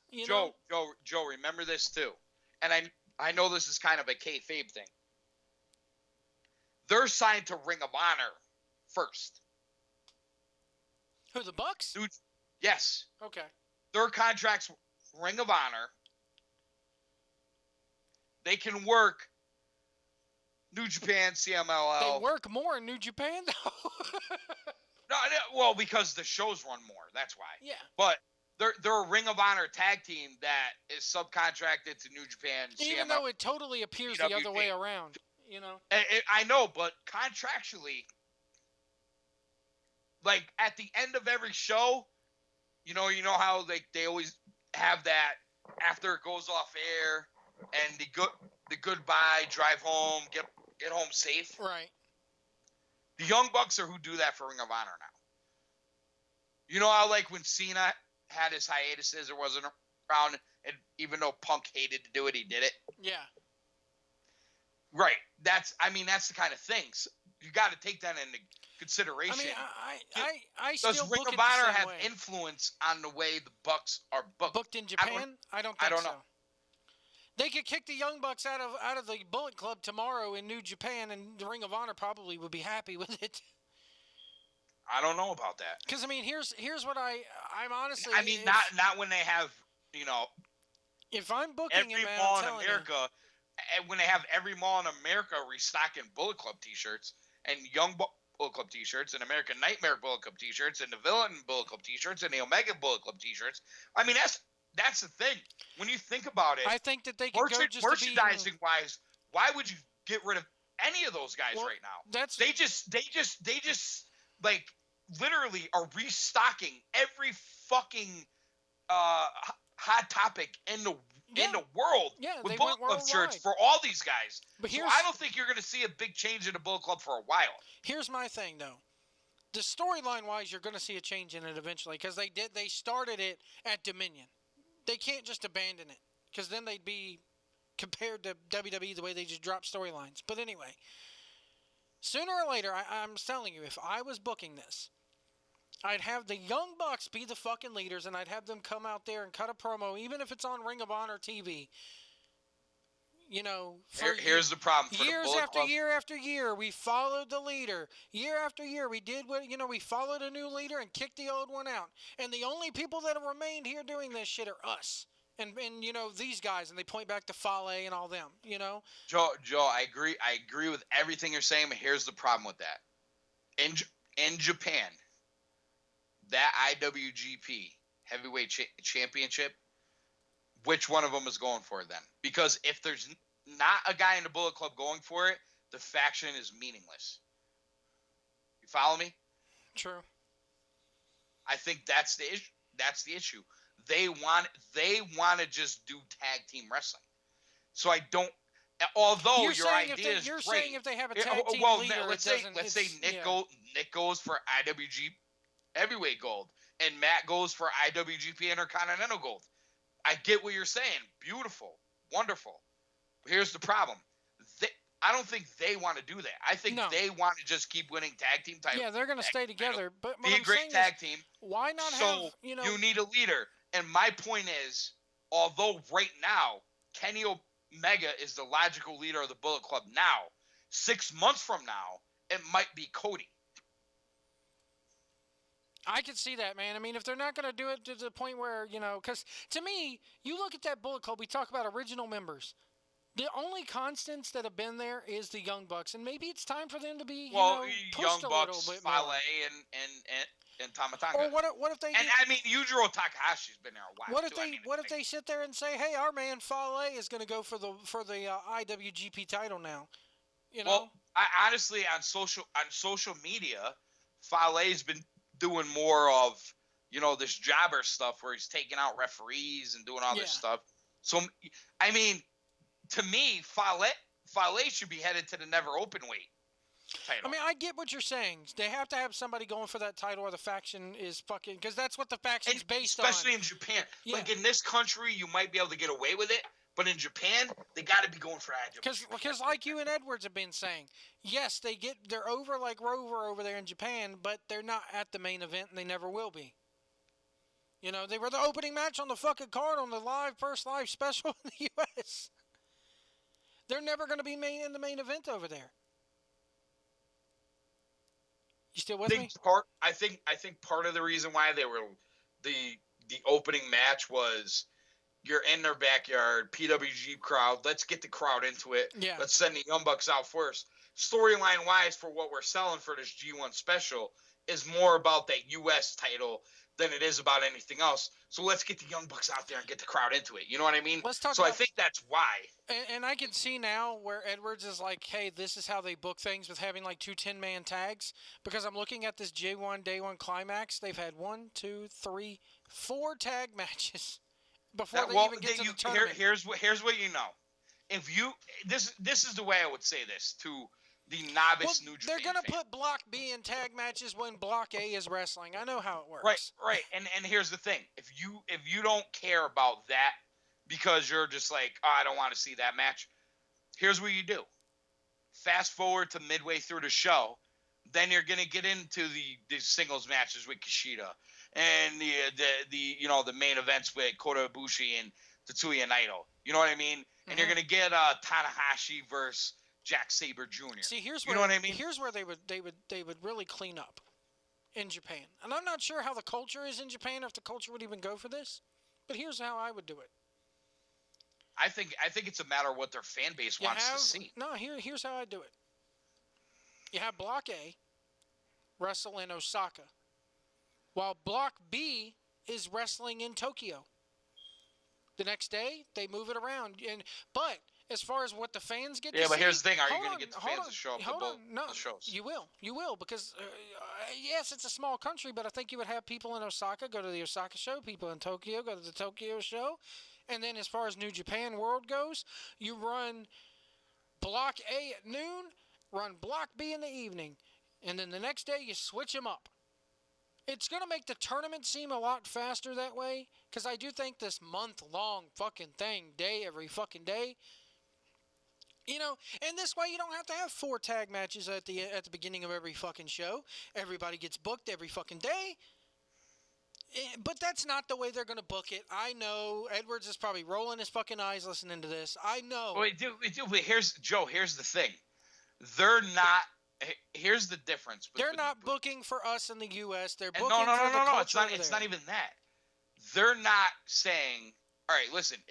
If you're in the U.S. and you want to watch it live from 3 to 5 in the morning, more power to you. Most of us are not going to do that. No. So when you watch Raw, if you're watching live, you're like, if you want to watch it, you're stuck. You got to watch everything you're doing. But you get home from work 5 o'clock Wednesday afternoon, and that show ran Monday morning U.S. time. You can, if you don't want to watch all those tag matches, you can just skip over. I know what you're saying, but it to me, if they ran it the way that I was saying running it, the workers would still get just as much work, I think. But what's the number one thing you hear? And Meltzer said this best. At the end of this G1 climax, everybody is so fucking hurt that between the end of August all the way up until they start doing the build for Wrestle Kingdom in December, the product's not as good because everybody is hurt. Because they're having to run so much. I don't know if that's true or not. Dude, they fucking everybody's working fucking shows every fucking day for a month straight. So and then they go into the different tag team stuffs they do. Listen, here's the thing. I don't know why you guys want to redo what New Japan is doing if they are the ones making a name for themselves. Let them do their thing. You're right. Listen, right. when they make a name for themselves and they hit it, and then it starts to get stagnant, or they start losing interest. I could see telling them to make a change. You guys want to change something that's already on the upswing. Oh, you're right. I don't understand that. If it ain't broke, don't fix it. I'm just armchair booking, you know? It's just I get it, like but here's the thing. I get and listen, I'm not saying this to be disparaging, but you're also looking at this like WWE versus WCW and it's not. circa 1997. It's not going to be that. It's a different world. It's not going to be that. Another thing that you're talking about two different conglomerates completely. Another thing that I would do if they I'd rather just listen. New Japan, do your thing. If you like it and you support it and you want to watch it, watch it. Yeah. If you want to skip through and get to the stuff you care about, do that. But the other thing too is what you got to remember is people in Japan like it because all of the way these it is. promotions around the world. There's all these promotions around the world. They're doing stuff in the UK. They're doing stuff in Mexico. They're doing stuff in the US. They're doing stuff in New Japan. So when the G1 ends, and maybe New Japan goes a little bit quiet because of that, they're sending guys to Ring of Honor. They're sending guys to CMLL. They're sending guys to the UK. And having their guys make a name for themselves in a different way. It's just done differently. There's nothing wrong with it. Let me ask you this. Because they're going to have such a U.S. presence, I mean, because it's only going to grow. You're right. It's going to take a little time, I think. Listen, 2 or 3 years. They had a really good weekend, but it's not like they went from they didn't go from pretender to contender in one weekend. Rick came on the show with us yesterday and said they lost so much money doing those shows it was pathetic. Well, I mean, here's the thing. I think they ran too many small arenas. But you say that they made listen, sometimes you spend money to make money. Exactly. Too. Because now people know who they are. I mean, look, Roseanne fucking Barr is tweeting about New Japan. Listen, I think whether they lost money or made money is rather here nor there. The exposure they got from doing what they're doing says a lot about it. And I can tell you this right now. I sat at NEW on Friday night. And you saw the videos with the Kingdom from Saturday. But I can tell you this right now, there were fucking Bullet Club T-shirts like you would not believe in that place. Like you wouldn't believe. Like more Bullet Club T-shirts than the local fucking guys, and they put locals all over that shit. Everybody's already saying this, and Jeff Edwards disagrees every time I say it. And I kind of agree with him that right now it is too soon. But if they go to New York, could you see them within 2 years running like Madison Square Garden or something? The Garden? Yeah. Or even Barclays, man. Fuck it. You know? I think they could sell it out. Well, all right. Listen, do I think they could get to a level where they could sell it out? Yes, but here's my problem with that scenario. The WWE doesn't run MSG all the time because it's too expensive. Vince will never let him in there. And he'll never let him into Barclays. Jeez. It's like he's got the most he'll ever get is the damn Hammerstein. And I'll give you this in a boxing way.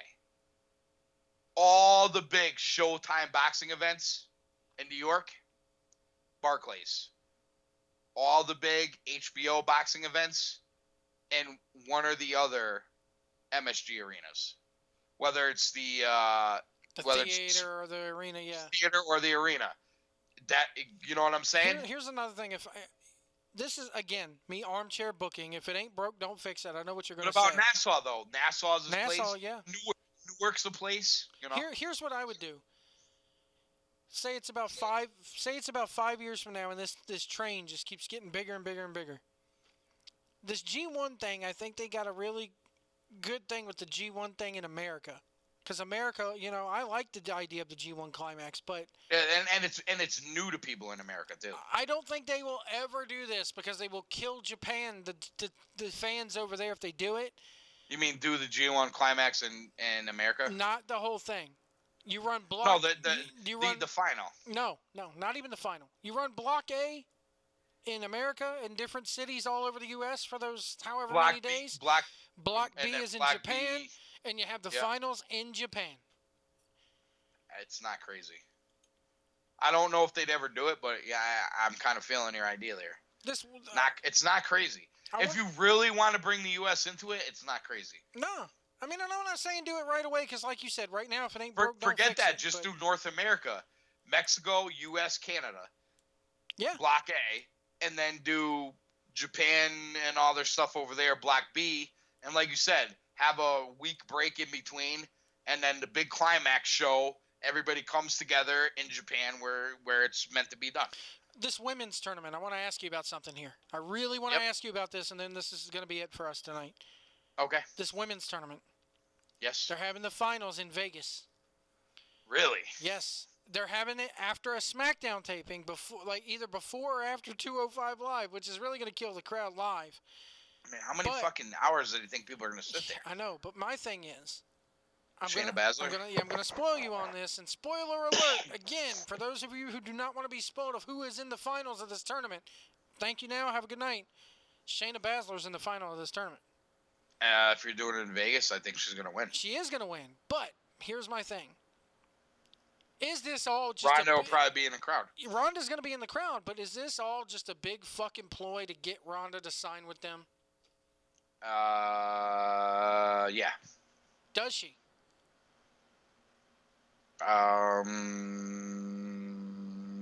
You said here about a week ago. I think she needs it. Done, you said a week ago she's done with UFC. She's not going to really fight again. That's what you said. I think she needs it right now. Because everybody. Well, here's my question. Rick was like, she's still a draw in the UFC. If they bring her back tomorrow, she could still pop a pay-per-view buy. I don't think that is the case. Because she lost. The streak is gone. Hold on. Pop how? Like, draw a big thing. If they stick her on the card in December, she'd be part of drawing the million buys or whatever, you know? She, with another big name? Yes. Yeah. By herself? By herself? No. Like, if they... No. I honestly no think... fucking way. The bloom is off the rose with her. The streak is done. Absolutely. Nobody cares about Ronda Rousey and MMA world Thank you. Here's the... I thought you were I'm going to tell you something right now. I think if she wants to do it, the UFC should let her, and I think she needs it. For her post-fighting career, I think she needs a little, hey, I'm back. Hey, I'm still here. Hey, forget the fact that I got destroyed in my last two fights. You know what I think they should do? Go ahead and sign it, and you sign the... How many of the other 4 horsewomen are able to wrestle? I don't know that any of them are. I do know that they all kind of trained. I know Ronda kind of trained, but I don't know to what level. Because I'm sitting here thinking, what if And You got to remember, it's the 4 horsewomen, but it's Ronda and the other 3. Yeah. you know what I mean? Well, it was Ric Flair and the other 3. Right. So, Right. you know. But I mean, this is like when if you walk through a mall and said name the 4 horsewomen of MMA, and people would kind of know what you're talking about. They'd be like Ronda Rousey and you know. I can't tell you their names. Hell, I had to ask you who Shayna was. You know, so but I can tell you Shayna Baszler. I can't even tell you the other 2's names. My point is, do they send Ronda? Do they send Ronda to the Performance Center and NXT, and maybe the other 2 to the Performance Center and even NXT for a little bit to get trained? I think Ronda's name is too big to go to NXT. But my thing is, she still has to be trained. You know. Well, depending on what you want. And if you're gonna train her to work a match, you might as well have her get a couple practice matches and pop a rating for NXT too. You'd be a fool not to. Honestly, I think she's too big to work NXT. But my thing is Survivor Series. And I think that's a big problem with the whole scenario. Survivor Series, even though Becky Lynch is on SmackDown, and Charlotte's on SmackDown, they just moved them there. There's ways around this shit. How are you gonna bring up Cyborg? No, I was gonna bring up. The Cyborg thing with Becky Lynch is just Twitter fodder. I don't even care. It's stupid. But do you think at Survivor Series possibly doing the 4 horsewomen versus 4 horsewomen thing? I don't think anybody would care. I don't know that it's popular enough to work. That's what I'm saying. I don't think anybody would care. Sad but true. I think people know the 4 in the WWE. I think they'll know Ronda, and I think they'll know Shayna. I think the other 2 should never be in that spot. There's several tweets tonight with during the 205 during the cruiserweight matches. It's funny how we don't even call them 2 cruiserweight matches anymore. They're 205 matches. Right, or purple people eaters or whatever. Yeah. Hey, they didn't bring out the purple ropes tonight. So, I think that there's a lot of internet people out there. Goddamn, pal, that purple tape costs a lot. Yeah. There's a lot of people out there going, pay attention, women in that tournament. Don't get your hopes up because your future is another 205 Live. And I can't agree with them more. If anything, it's going to be worse. Wait, hang on a second. I want to ask you this. Not to stray off this Ronda thing, because I want to ask you this. As a casual fan, if the UFC promotes, and listen, take out the fact of you paying for these fights. I know your thoughts on paying for this shit. Take it out of there. You're a casual fan. It's not that I don't want to pay for it. It's I'm not going to pay that price for it. Right. But take that out of it for a second. You're a casual. Put yourself in the shoes of a casual fan. And you know what you know about Ronda Rousey for the better part of a year and a half right now. 2 bad losses. Basically been out of the spotlight, which I think is a very bad thing for her. And the UFC says we're going to do Ronda Rousey versus Joe Schmo on the pay-per-view. Are you going to buy that fight to see Ronda Rousey at this point? No. Listen, as a hardcore MMA fan, I don't care. So why would a casual fan care? So, but if the WWE wants to do something with Ronda Rousey, now here's the here's my problem with your thinking. She's still too big of a star to just be on NXT. Well, Rick was even thinking that maybe she could. And I get what you're saying. Be trained and not make an embarrassment out of yourself or whatever. I think they could find ways around that. Yeah, that's what she's got to be on.